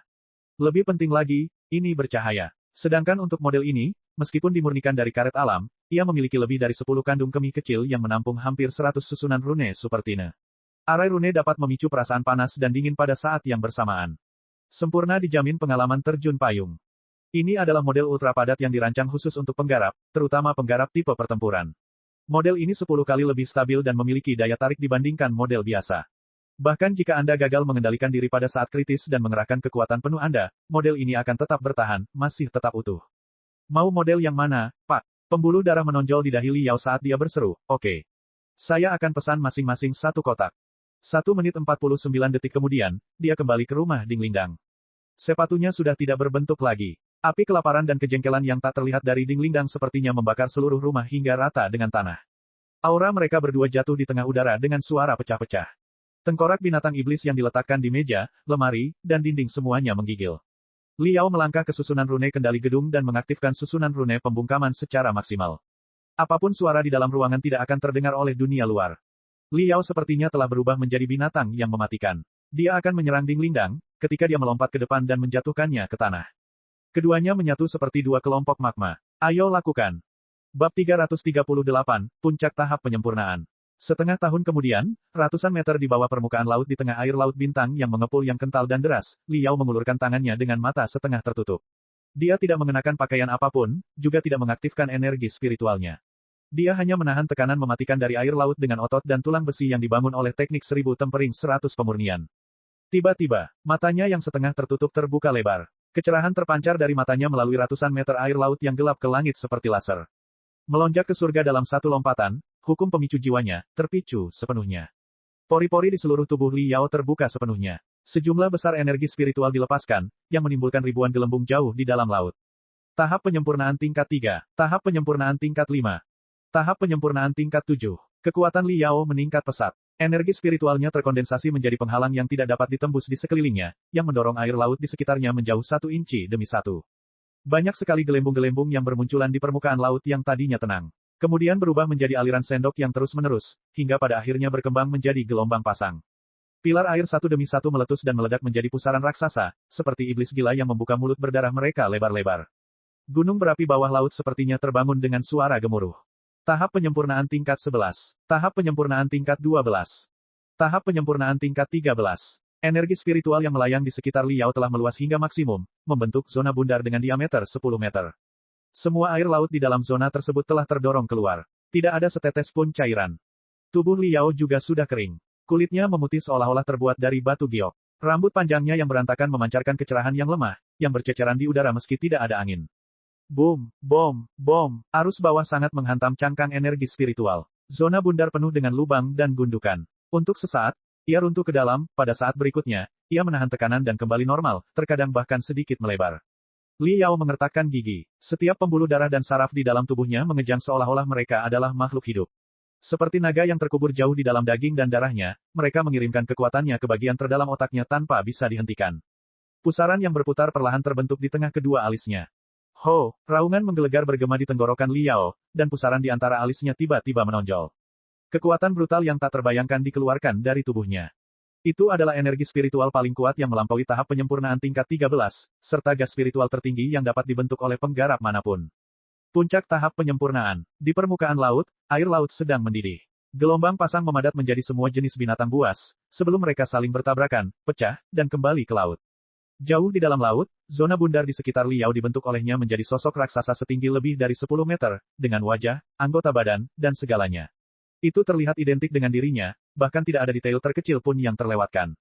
Dia sepertinya telah berkembang beberapa kali pada saat itu. Huala, huala, huala, mengikuti gerakan Liao, raksasa energi spiritual yang tangguh mulai bertinju di dasar laut bintang yang mengepul. Meskipun itu adalah 13 kekuatan binatang perang, seni bela diri yang paling sederhana, itu masih cukup mengintimidasi di dasar lautan bintang yang mengepul di mana arus bawah mendominasi, seolah-olah itu akan membelah pecahan dunia menjadi dua bagian. Semakin lama dia melanjutkan, dia menjadi semakin gila. Setelah satu pukulan, gelombang selebar hampir 1000 meter terhempas keluar dan tidak menyebar dalam waktu yang lama. Setelah menyelesaikan 13 kekuatan binatang perang, Liao merasa sangat nyaman. Dengan pemikiran telepati, raksasa energi spiritual itu tiba-tiba roboh dan berubah menjadi seekor burung besar, yang memicu tsunami di bawah laut dengan kepakan sayapnya. 10 detik kemudian, ia terbang keluar dari permukaan air laut dari dasar sedalam ratusan meter ke angkasa, disusul semburan air laut setinggi puluhan meter. Liao berdiri di udara ratusan meter dari tanah. Perasaan yang tak terhitung jumlahnya mengalir di hatinya saat dia menatap laut yang tidak kunjung tenang setelah sekian lama. Selama 6 bulan terakhir, sekolah telah menawarkan banyak sumber daya untuk membantu saya berkultivasi. Saya sendiri telah membeli banyak materi surgawi dan harta karun duniawi, obat-obatan penguat, dan peralatan budidaya. Setelah siang dan malam bertarung dan berlatih dengan Ding Lingdang secara mengerikan, saya akhirnya mencapai puncak tahap penyempurnaan dengan kendali sempurna atas gas spiritual sekarang. Saat ini, saya memerlukan momen, Eureka, untuk memahami transformasi energi spiritual dari wujud gas ke wujud cair. Ketika energi spiritual di tubuh saya terkondensasi sedemikian rupa sehingga cairan spiritual mengalir kemana-mana, saya akan berhasil masuk ke tahap fondasi bangunan. Liao mendarat di pulau di tengah laut bintang yang mengepul dengan perlahan. Pulau itu berbatu-batu dan terjal dengan segala jenis batu. Itu adalah tempat latihan bagi Liao dan Ding Lingdang. 2 tahun lalu, ketika Liao pertama kali memasuki lautan bintang yang mengepul, dia dipukuli habis-habisan oleh Ding Lingdang di tempat ini. Setelah 2 tahun berlatih keras dan pertempuran berdarah yang tak terhitung jumlahnya, semua batu di pulau itu telah hancur dan rata. Tempat yang dulunya penuh bebatuan kini kosong seluruhnya, kecuali cekungan akibat pukulan dan hentakan serta retakan seperti jaring laba-laba yang ada di mana-mana. Itu adalah jejak pertempuran sengit mereka. Liao saat ini bukan lagi pemula yang bisa diselesaikan Ding Lingdang dalam waktu kurang dari 1 menit. Dengan pemahaman tentang gas spiritual di puncak tahap pemurnian dan tubuh kokoh yang dibangun oleh teknik 1000 tempering 100 pemurnian, dia tidak sepenuhnya berada di pihak yang kalah bahkan dihadapkan dengan seorang maniak tempur di tahap fondasi bangunan seperti Ding Lingdang. Selama sebulan terakhir, pertarungan di antara mereka sering kali berlangsung lebih dari 10 menit. Kemudian, mereka akan memulai pertempuran lainnya. Dalam pertempuran seperti itu, seringkali diperlukan waktu lebih dari 30, terkadang bahkan 50 menit sebelum berakhir. Namun hari ini Ding Lingdang tidak hadir. Baru-baru ini, dia sering meninggalkan lembaga perang terpencil secara misterius tanpa memberitahu siapapun kemana dia pergi. Ketika Liao bertanya padanya, dia berkata bahwa dia akan menceritakan semuanya setelah dia memasuki tahap fondasi bangunan. Keduanya sama-sama tergila-gila pada pelatihan yang seringkali membutuhkan perjalanan dan eksplorasi di luar ruangan. Oleh karena itu, Liao tidak banyak bertanya dan hanya berlatih sendiri di laut bintang yang mengepul. Ini adalah kesempatan bagus baginya untuk menguji senjata rahasia dan taktik barunya. Dengan pemikiran telepati, 2 jeritan terdengar jauh. Dari sudut pulau, 2 laser, 1 hitam dan 1 lagi perak, melesat ke arahnya dan berputar mengelilinginya seperti 2 badai yang tak terhentikan. Laser hitam itu, tentu saja, adalah pedang terbang sayap hitam. Saat ini, Liao bukan lagi seorang pemulung yang kekurangan uang, tetapi, kurang lebih, seorang pria kaya. Dia menghabiskan banyak uang untuk membeli sejumlah besar kristal dan material surgawi serta harta karun duniawi untuk dimakan oleh sayap hitam. Blackwing tidak pilih-pilih sama sekali. Ia memiliki selera terhadap materi surgawi dan harta karun duniawi yang paling eksentrik selama ada banyak energi spiritual di dalamnya. Selama setengah tahun terakhir, materi surgawi dan harta duniawi yang diserapnya bahkan lebih banyak daripada yang dikonsumsi oleh Liao selama budidaya. Kecepatan dan jangkauan benang spiritualnya juga meningkat secara signifikan. Ia bisa melakukan segala macam gerakan luar biasa saat bergerak dengan kecepatan supersonik. Namun, kekurangannya adalah tidak bisa digunakan untuk menyerang. Liao belajar dalam waktu lama untuk mencari tahu alasannya tetapi tidak berhasil. Dia masih harus menganggap Blackwing sebagai perisai terbaik dan cara melarikan diri yang paling dapat dipercaya. Serangan bisa dilakukan dengan laser perak. Laser itu, tidak kurang dari itu, adalah Neltarion, model kapal perang Star Sea Imperium yang ia ambil dari Cosmos Ring miliknya. Setelah proyek mistik skeleton selesai, Liao akhirnya punya cukup waktu untuk mengeksplorasi misteri Neltarion. Neltarion bukanlah mainan untuk bersenang-senang. Untuk mengoperasikannya diperlukan prosedur yang rumit.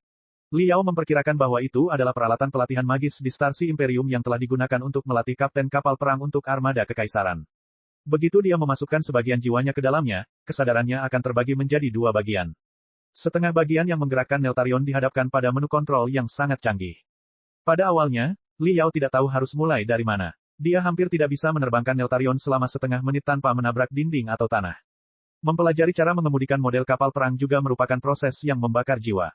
Tanpa jiwa padat yang telah dibersihkan oleh Ouyezi, rohnya akan terkuras hanya dalam beberapa detik setelah dia memasukinya. Setelah setengah tahun eksplorasi, ia akhirnya mampu melakukan manuver Neltarion dalam jarak tidak lebih dari 100 meter. Dia juga menemukan dua keuntungan besar Neltarion. Pertama, sembunyi-sembunyi. Neltarion memiliki kemampuan sembunyi-sembunyi yang istimewa. Setelah diaktifkan, Neltarion akan menghilang dari dunia ini, namun ia masih bisa mengamati dunia ini dari tempatnya dengan cara yang tidak dapat dia pahami. Li Yao telah mengujinya di depan Ding Lingdang beberapa kali. Ding Lingdang tidak pernah menyadari ada yang salah, yang merupakan bukti bahwa sikap sembunyi-sembunyi seperti itu tidak dapat dikenali oleh penggarap panggung fondasi bangunan. Ada beberapa penggarap tahap formasi inti di lembaga perang Grand Desolate. Li Yao telah menerbangkan Neltarion sejauh 300 meter dari mereka, dan mereka juga tidak bereaksi apapun. Namun Li Yao tidak berani mendekat. Pengamatan secara sembunyi-sembunyi berarti dia memiliki kamera kristal yang tidak terlihat dan tidak bisa dihancurkan di medan pertempuran. Ini akan menjadi keuntungan yang sangat besar. Kedua, tabrakan. Sama seperti kapal perang kristal lainnya, Neltarion memiliki perisai spiritual sebagai pertahanan, yang sangat stabil. Meski tidak secepat Blackwing, namun kerusakan akibat tabrakannya pun tak kalah mengintimidasi. Dengan pemikiran telepati, ia bisa menabrak musuh dari sudut yang tidak terbayangkan. Ditambah dengan kemampuan sembunyi-sembunyinya, itu akan menjadi senjata yang tidak mencolok namun mematikan. Sayap hitam dan Neltarion, lampu hitam dan perak, dengan yang pertama bertanggung jawab atas pertahanan dan yang terakhir bertanggung jawab atas serangan. Mengingat dia sudah berada di puncak tahap penyempurnaan, Li Yao percaya diri dalam melawan 3 hingga 5 Jenderal Iblis pada saat yang sama ketika dia bertemu mereka. Kartu asnya lebih dari 2 itu. Sua, Li Yao keluar dari lautan bintang yang mengepul dan kembali ke kamar tidur Ding Lingdang. Susunan teleportasi ke Billowing Star Sea telah dimodifikasi. Itu lebih besar dan lebih rumit, dengan panel operasi tambahan sekarang. Li Yao dengan cepat mengetik di panel operasi. Sinar di sampingnya berkedip. Tujuannya berubah dari Below Star Sea menjadi Diminutive Dust Domain. Domain debu kecil adalah pecahan dunia yang dia beli untuk dirinya sendiri dan juga tempat lokakarya pemurnian bintang Vien pribadinya berada. Li Yao berdiri di susunan teleportasi lagi. Kecerahan cemerlang menyembur keluar. Dia dikonsumsi dan dibawa ke domain debu kecil.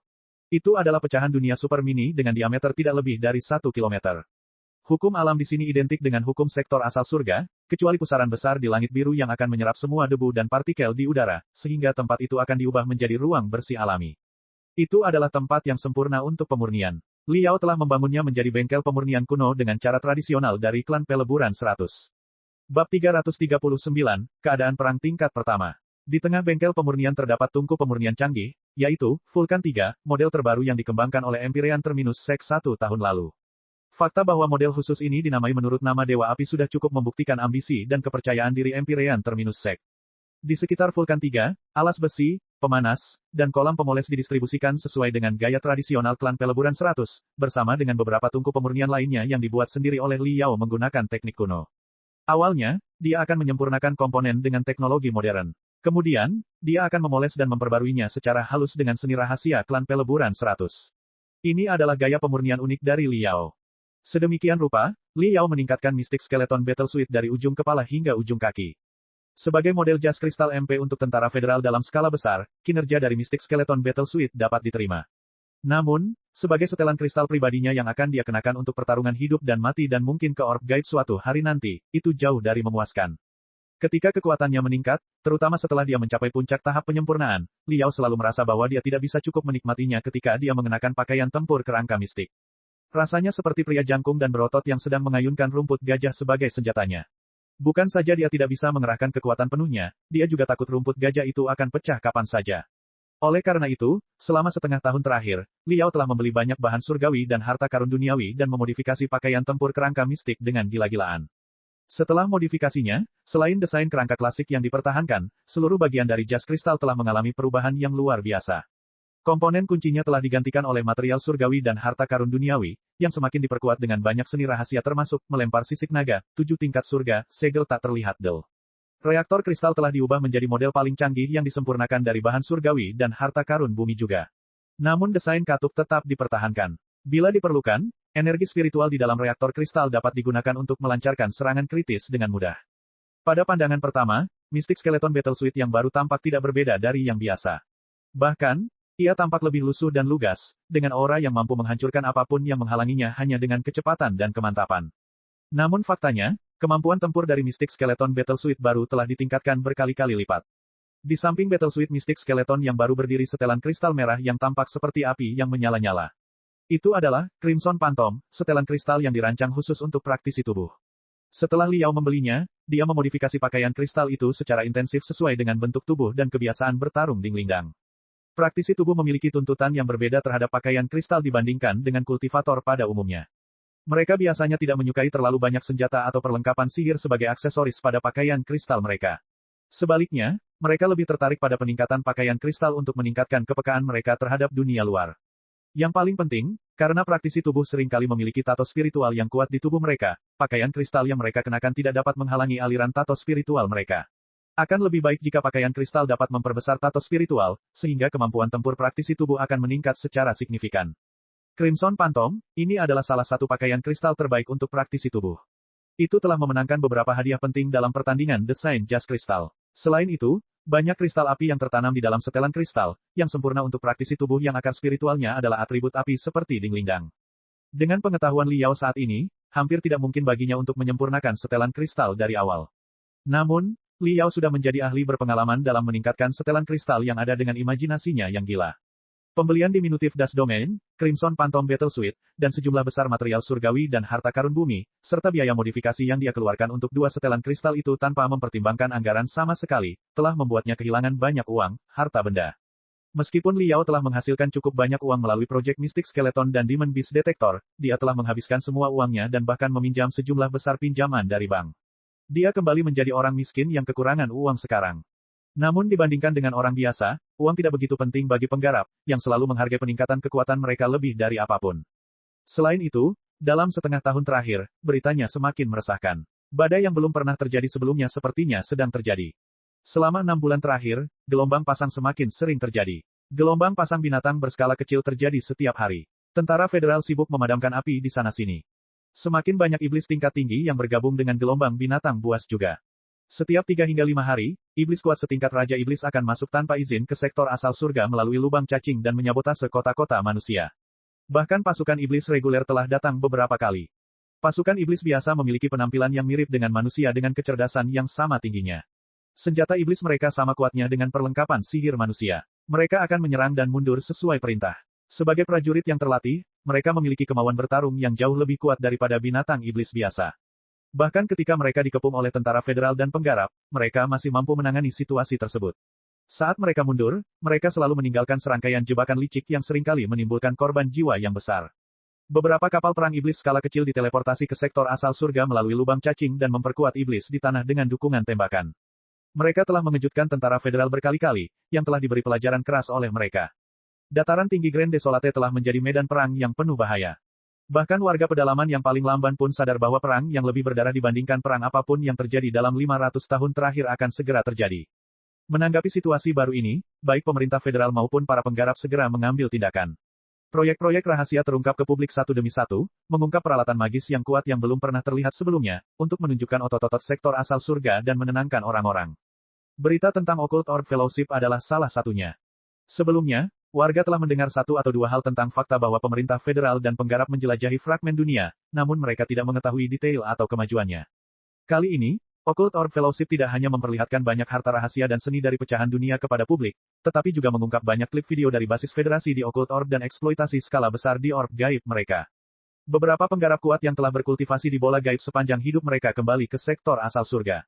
Setelah mereka menantang gelombang buas yang merajalela dengan penampilan luar biasa mereka langsung menjadi pusat perhatian publik dan dianggap sebagai pahlawan baru federasi.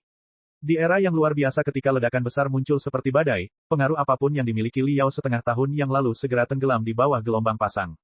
Liao tidak terlalu mempedulikannya. Hidupnya sederhana, melatih, menyempurnakan, dan bertarung dengan Dinglingdang. Dia juga pergi ke militer dan beberapa sekte yang telah membeli Mystic Skeleton Battlesuits untuk memberikan dukungan teknis sebagai teknisi di Grand Desolate War Institution. Hari ini, dua setelan kristal yang ditingkatkan sepenuhnya akhirnya selesai. Kapan Dinglingdang kembali? Aku bahkan tidak bisa menghubunginya melalui utusan bangau spiritual. Apakah dia pergi ke kedalaman wilayah kesunyian gelap? Liao bergumam pada dirinya sendiri, sambil mengukir tanda, Vien Star, dengan hati-hati di bagian bawah kaki Crimson Phantom Battlesuit. Sebelumnya, Ding Lingdang selalu memberitahunya tujuannya ketika dia pergi ke Dark Desolate Domain. Tapi kali ini, dia cukup misterius. Dia mengatakan kepadanya bahwa dia akan membawakannya hadiah ketika dia kembali, tetapi tidak ada pesan apapun darinya selama lebih dari setengah bulan. Dia mulai bertanya-tanya apa yang dia lakukan. Ketika dia kembali, dia akan senang melihat Crimson Phantom Battle Suite dibuat khusus untuknya, bukan? Liao berpikir sendiri dengan gembira, ketika prosesor kristal mininya mulai berdengung dengan kencang. Itu bukan pesan dari utusan bangau spiritual, tapi nada dering darurat dari lembaga perang terpencil. Dilihat dari nada dan frekuensinya, itu adalah alarm di tingkat atas. Sesuatu yang penting pasti telah terjadi. Li Yao memicingkan matanya. Dia melambaikan tangannya dan melepaskan dua warna mistik, yang memindai dua setelan kristal dan menyerapnya ke dalam cincin kosmos miliknya. Sejak Yuan Qi, yang dikenal sebagai serangga tak terlihat, memecahkan dua penghalang di cincin kosmos untuknya, ruang di dalamnya telah diperluas secara signifikan. Tidak hanya terdapat cukup ruang untuk menyimpan dua setelan kristal, lebih banyak persediaan dan peralatan sihir tambahan juga dapat disimpan di dalamnya. Memang nyaman. Namun, Cosmos Ring adalah mesin pembakar uang, yang membutuhkan banyak kristal untuk dipelihara dan dipoles setiap hari. Konsumsi energi spiritual yang dipicu setiap saat juga sangat memusingkan bagi Liao. Syukurlah, Liao memiliki pendapatan yang stabil setiap bulan melalui Demon Beast Detector, jika tidak, Cosmos Ring akan sulit dijangkau olehnya. Budidaya membutuhkan investasi. Setelah saya melangkah ke tahap fondasi bangunan, saya akan membutuhkan peralatan magis yang lebih kuat, yang tidak hanya jauh lebih mahal, tetapi juga menghabiskan energi spiritual astronomis ketika dipicu atau dipertahankan. Demon Beast Detector saja tidak akan cukup untuk menutupi pengeluaranku ketika aku berada di tahap fondasi bangunan. Saya perlu mencari lebih banyak sumber pendapatan. Selagi dia berpikir, Liao segera meninggalkan domain debu kecil. Nada dering darurat bergema tanpa henti di dunia luar. Banyak penggarap tingkat tinggi tinggal di lingkungan tempat Ding Lingdang dan dia tinggal. Segala jenis aura pedang membubung ke langit, saat banyak profesor dan pakar bergegas ke alun-alun di depan gedung pengajaran utama dengan pedang terbang mereka. Liao bersiul dan memanggil Blackwing. Menyesuaikannya dengan kecepatan subsonik, Liao menginjaknya dan mengikuti pedang terbang lainnya. Banyak staf dan mahasiswa sudah berkumpul di alun-alun. Liao melihat sekeliling dan menemukan Yuan Manqiu dan beberapa orang lainnya dari Departemen Pemurnian. Dia segera mendarat dengan pemikiran telepati dan bergabung dengan mereka. Liao bertanya, Profesor, apa yang terjadi? Mengapa alarm tertinggi dikeluarkan? Wajah Yuan Manqiu serius, tapi ada sedikit kegilaan di dalam matanya. Dia berkata, wabah gelombang besar. Sektor setan darah telah menyerang. Liao linglung sejenak. Bukankah gelombang besar terjadi setiap hari? Apa yang aneh dari itu? Yuan Manqiu menggelengkan kepalanya. Kali ini berbeda. 7 kota, pusat pertambangan, dan pangkalan militer di utara mengalami wabah gelombang besar pada saat yang sama dan terperosok ke dalam pertempuran kacau secara bersamaan. Selain itu, Raja Iblis memimpin setiap gelombang monster. Bahkan jejak Kaisar Iblis telah ditemukan di beberapa medan pertempuran. Li Yao tersentak. Kaisar Iblis. Iblis kuat seperti Kaisar Iblis setara dengan penggarap panggung jiwa yang baru lahir di dunia manusia. Mereka adalah pejuang terbaik dari sektor setan darah, sama seperti yang terakhir adalah para elit dari sektor asal surga. Sekarang setelah Kaisar Iblis dikirim, gelombang monster ini jelas merupakan ancaman terbesar selama 100 tahun terakhir. Yuan Manqiu menganggukkan kepalanya, sambil berkata dengan serius, baru saja, ketiga parlemen telah mengesahkan rancangan undang-undang dengan suara bulat. Federasi Star Glory telah memasuki keadaan perang tingkat pertama. Kita sekarang sedang berperang. Li Yao mengedipkan matanya. Wajahnya sama seriusnya dengan wajah Yuan Manqiu tetapi lebih bersemangat. Hari itu akhirnya tiba. Parlementarisme adalah sistem politik Federasi Star Glory. Terdapat 3 parlemen, yaitu Parlemen Penggarap, Parlemen Rakyat, dan Parlemen Prajurit, yang masing-masing terdiri dari perwakilan penggarap, rakyat biasa, dan militer. Ketiga parlemen mendukung federasi seperti tripod. Keadaan perang tingkat pertama adalah tingkat peperangan tertinggi di federasi. Sejak Kerajaan Iblis Timur dimusnahkan, federasi tidak pernah memasuki keadaan seperti itu. Dalam keadaan perang tingkat pertama, penggarap, orang-orang biasa, dan militer akan bersatu menjadi satu dan mengubah Federasi Star Glory menjadi mesin pembunuh, melepaskan kekuatan paling brutal dari peradaban manusia. Bab 340, Melawan Arus. Alun-alun besar itu dipenuhi orang. Semua guru dan siswa telah berkumpul di sini. Banyak dari mereka mengetahui bahwa Federasi telah memasuki keadaan perang tingkat pertama. Diskusi panas terjadi di mana-mana di medan pertempuran. Sinar raksasa besar terbuka, perlahan menutupi alun-alun, yang mulai memutar klip video dari garis depan. Kota-kota yang berkembang dan ramai kini diselimuti asap dan ledakan. Kabut hitam menyelimuti pemukiman, muncul seperti binatang iblis ganas dan mengoyak langit. Gambar 3D membuat semua orang merasa seolah-olah berada di tempat kejadian. Alun-alun yang bising segera menjadi sunyi. Satu-satunya suara yang terdengar hanyalah ledakan abadi di dalam berkas cahaya yang bergemuruh di atas kepala mereka. Gigi semua orang telah menembus bibir mereka tanpa mereka sadari. Kemudian, sorotan cahaya beralih ke pemandangan di dalam Kongres Federasi Star Glory. Perwakilan dari penggarap, masyarakat biasa, dan militer telah mengesahkan undang-undang yang menyatakan bahwa Federasi Star Glory akan memasuki keadaan perang tingkat pertama lagi setelah 500 tahun, dengan 722 suara mendukung, 114 suara menentang, dan 163 abstain. Kemudian, Su Haorao, ketua parlemen, maju dan mengumumkan deklarasi tersebut. Sebagai seorang kultivator, Li Yao telah mempelajari lebih banyak informasi tentang Nexus dengan pemikiran telepatinya. Wabah gelombang besar secara serentak di 7 kota di utara dataran tinggi Grand Desolate bukanlah suatu kebetulan, namun merupakan skema yang telah lama dipersiapkan oleh sektor setan darah. 7 kota besar, kecil, dan pusat pertambangan terletak di lapisan induk yang sama yang memiliki banyak kristal. Lode induk juga merupakan salah satu lode induk terbesar dengan cadangan tertinggi di Federasi Star Glory.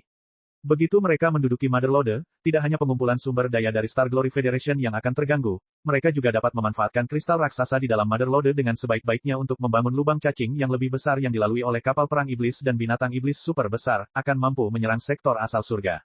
Keadaan perang tingkat pertama berbeda dengan masa damai karena penghargaan dalam pertempuran lebih penting dari apapun. Atau lebih tepatnya, dalam keadaan perang tingkat pertama, penghargaan pertempuran adalah segalanya. Dengan bertarung dengan gagah berani dan mengumpulkan lebih banyak kredit pertempuran, seseorang dapat menebusnya melalui pemerintah federal atau Nexus untuk peralatan magis, seni bela diri, obat-obatan, atau bahkan hak eksploitasi dari tempat induk. Pembelian militer, rekonstruksi pasca perang, dan bahkan pinjaman bank akan ditentukan dengan mempertimbangkan kredit pertempuran pemohon. Karena Federasi Star Glory selalu menghargai keberanian dan memuja pahlawan, sekte dan individu yang memiliki penghargaan pertempuran luar biasa populer di mana-mana. Mereka dapat dengan mudah mendapatkan dukungan dan sumber daya yang mereka perlukan. Sebagai perbandingan, jika beberapa sekte atau individu bersembunyi di markas mereka tanpa mendapatkan kredit pertempuran apapun sementara penggarap lainnya bertarung dengan gagah berani di garis depan, mereka akan kesulitan untuk bergaul lagi di masyarakat. Semua mitra dan klien mereka akan menghentikan kerjasama mereka dengan mereka. Mereka juga akan dikecam oleh media. Suatu hari, murid-murid mereka mungkin merasa terlalu malu untuk tinggal lebih lama lagi dan meninggalkan mereka ke tempat lain. Kali ini, ketiga parlemen malah mengajukan insentif lain. Kredit pertempuran dapat ditukarkan dengan sumber daya dan tanah di Dark Desolate Domain dan sektor Blood Demon. Setelah 500 tahun pembangunan besar-besaran, sebagian besar tanah dan sumber daya sektor asal surga telah diklaim, kecuali kedalaman dataran tinggi terpencil besar dan wilayah terpencil gelap yang masih merupakan wilayah kosong. Lapisan sosial juga menjadi kurang fleksibel. Orang awam mungkin menganggap lingkungan seperti itu damai, nyaman, dan menyenangkan. Namun bagi para penggarap muda yang ambisius tanpa latar belakang yang dihormati, kenyataannya seringkali sangat tidak memuaskan. Sekaranglah waktunya untuk mengubah nasib mereka. Ketika sektor asal surga dan sektor setan darah menyatu menjadi satu dunia yang stabil, itu berarti akan ada 2 kali lipat lahan dan sumber daya yang tersedia. Pada saat itu, Dark Desolate Domain tidak lagi terkoyak oleh 2 dunia, yang berarti tempat itu akan menjadi tempat yang subur dan layak huni. Setelah klan iblis dikalahkan, tanah dan sumber daya tidak akan dimiliki. Mereka dapat dibangun menjadi resor, pangkalan, atau bahkan kota pribadi. Dan hak milik mereka harus ditebus dengan kredit pertempuran. Tentu saja, dorongan terhadap insentif semacam itu sangat besar. Memiliki tanah seluas 1000 km persegi di mana terdapat kumpulan kristal dan membangun kota sendiri di sana. Bahkan Li Yao menganggap gagasan itu begitu menggoda hingga darahnya mendidih. Dengan ingatan Ouyesi, dia mengetahui seluruh hidup Ouyesi. Bagaimana mungkin dia tidak berharap untuk mendirikan sekte sendiri untuk mempromosikan metodologi pemurnian kuno dan menjadi bintang zaman ini yang dikagumi semua orang. Namun untuk mencapai hal itu, diperlukan sumber daya astronomi. Setelan kristal bisa disempurnakan sendirian, tapi mustahil dia menjadi ahli pemurnian yang bisa berlayar di lautan bintang dan menyempurnakan peralatan sihir seukuran planet tanpa dukungan sekte kuat di belakangnya. Adapun akuntansi kredit pertempuran, Li Yao melahap sejumlah besar informasi dengan pikiran telepatinya. Dia menemukan bahwa sistem misi perang interaktif instan telah ditambahkan ke Nexus. Itu adalah sistem canggih yang didukung oleh penggarap tipe admin yang tak terhitung jumlahnya, yang memperbaiki masalah tentang bagaimana penggarap harus terlibat dalam perang skala besar untuk selamanya. Itu selalu menjadi masalah yang rumit bagi penggarap yang memiliki kemampuan tempur luar biasa sebagai individu untuk berpartisipasi dalam perang. Kebanyakan penggarap menganggap tentara federal, yang penuh dengan peraturan militer dan sepenuhnya tanpa kebebasan, tidak dapat diterima. Mendaftarkan semua penggarap ke dalam tentara dan melatih mereka dalam standar militer adalah sebuah pendekatan yang terbukti menjadi jalan buntu pada masa Legiun Naga Merah. Akibatnya, tidak banyak penggarap tingkat tinggi di militer. Kebanyakan penggarap masih memilih untuk bergabung dengan suatu sekte, atau sekadar menjadi penggarap yang tidak terafiliasi, karena mereka akan terikat oleh lebih sedikit batasan dan mereka dapat berkultivasi atau bertarung sesuai keinginan mereka. Namun, bagi para penggarap yang tidak terorganisir dengan rapi, mereka dapat menyelesaikan masalah dengan kemampuan tempur mereka yang hebat ketika skala pertempurannya kecil, katakanlah, pertempuran beberapa ratus orang. Ketika perang semakin besar, para penggarap bebas tidak akan dapat berkolaborasi satu sama lain secara efektif dalam pertempuran yang melibatkan ribuan, atau bahkan jutaan orang. Mereka seringkali ambruk dalam pertengkaran sebelum terlibat dengan musuh. Oleh karena itu, sistem misi perang didirikan. Itu didasarkan pada kerja kolektif dari penggarap tipe admin yang tak terhitung jumlahnya dan prosesor kristal super besar paling canggih dari Star Glory Federation, yang akan menganalisis tujuan pertempuran dengan kemampuan komputasi yang tak tertandingi dan memecah pertempuran dari atas ke bawah menjadi misi strategis langkah demi langkah dengan target yang jelas. Semua file penggarap akan dianalisis oleh prosesor kristal, sehingga setiap penggarap akan direkomendasikan dengan satu misi yang paling sesuai dan memiliki tingkat keberhasilan tertinggi bagi mereka melalui Nexus. Misalnya, kultivator tipe budaya akan ditugaskan untuk meningkatkan moral para prajurit di garis depan, atau untuk menenangkan pasien di rumah sakit lapangan. Seorang praktisi tubuh yang mahir dalam pertarungan jarak dekat akan ditugaskan ke medan pertempuran dengan ruang terbatas di mana spesialisasi mereka akan sangat berguna. Setiap penggarap diizinkan memperbarui file mereka di sistem misi untuk meningkatkan rasio pencocokan misi. Setiap misi memiliki hadiah sejumlah kredit pertempuran, yang akan diseimbangkan kepada pengambil misi setelah misi selesai. Penggarap dapat menukar kredit pertempuran dengan hal lain, atau hanya menyimpannya untuk menebus tanah dan sumber daya sektor setan darah ketika perang usai. Melalui pendekatan seperti itu, para penggarap bebas akan dapat terorganisir dan bertarung seperti tentara biasa. Hanya ada satu aturan, penggarap dapat menolak misi yang direkomendasikan kepada mereka. Mereka juga diperbolehkan mengambil misi yang tidak direkomendasikan kepada mereka. Tapi mereka harus menyelesaikan misi dengan kemampuan terbaik mereka begitu mereka menerimanya.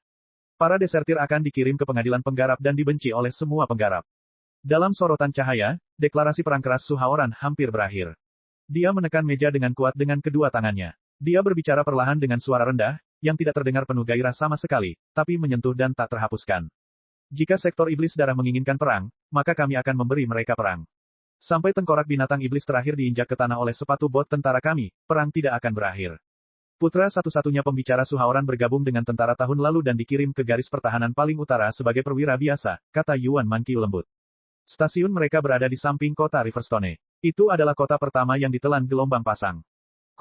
Setengah hari kemudian, sebuah pesawat kristal yang dilukis dengan Fist of Fury, lambang lembaga perang Grand Desolate, sedang dalam perjalanan menuju medan pertempuran di utara dataran tinggi Grand Desolate. Ini adalah kelompok prajurit pertama yang dikirim oleh lembaga perang terpencil untuk berperang. Mereka adalah penggarap kuat di tahap penyempurnaan tingkat tinggi atau bahkan lebih tinggi. Kebanyakan dari mereka adalah guru di Departemen Tempur dan Departemen Medis. Liao adalah salah satu dari sedikit siswa di pesawat kristal. Pesawat kristal itu melaju di langit. Rangkaian power rune-nya telah diaktifkan sepenuhnya, sampai-sampai cangkang pesawatnya bergetar. Setelah setengah hari perjalanan, Liao akhirnya melihat kota yang terbakar di Cakrawala. Itu adalah tujuan mereka, kota teratai merah. Saat ini, kota teratai merah telah benar-benar berubah menjadi teratai berdarah yang sedang mekar. Asap pekat, menyatu dengan matahari terbenam yang berlumuran darah, tampak menjadi binatang raksasa yang kakinya menginjak tanah sementara kepalanya menjulur ke langit dengan mulut berdarah terbuka lebar, mengaum ke kapal perang kristal tanpa suara. Benar-benar pertunjukan horor yang menakjubkan. Meski jaraknya masih puluhan kilometer, Liao sudah bisa dengan jelas merasakan tusukan kulitnya dan aroma belerang yang menyengat. Asap yang terus membesar telah menutupi seluruh wilayah seluas 50 km persegi di dekatnya dengan warna abu-abu yang samar-samar. Potongan abu yang tak terhitung jumlahnya berterbangan di udara, seperti miliaran kupu-kupu hitam yang menari. Adegan seperti hari kiamat membuat semua orang terdiam. Di tanah, hampir 100 garis hitam merayap perlahan ke selatan.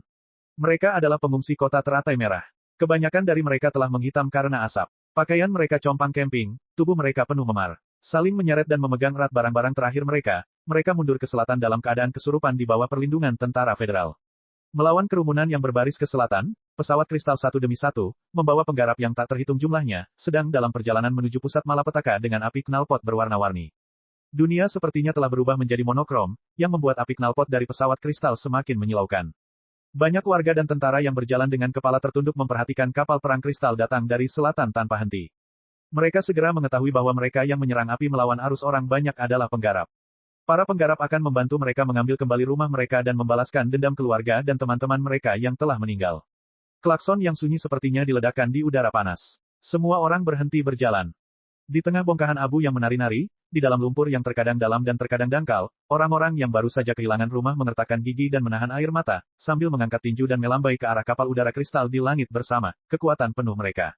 Mereka memberi penghormatan kepada para penggarap dengan cara mereka sendiri. Para prajurit yang melindungi para pengungsi juga menjadi segar. Mereka berdiri tegak dan memberi hormat ke langit yang terbakar dengan hikmat. Cek cek cek cek cek cek cek cek. Rakan-rakan kultivator sekalian, sebelum retret, sila terus berkultivasi untuk jurus subscribe, like, share dan komentar agar sekte novel Sadim terus berkembang pesat.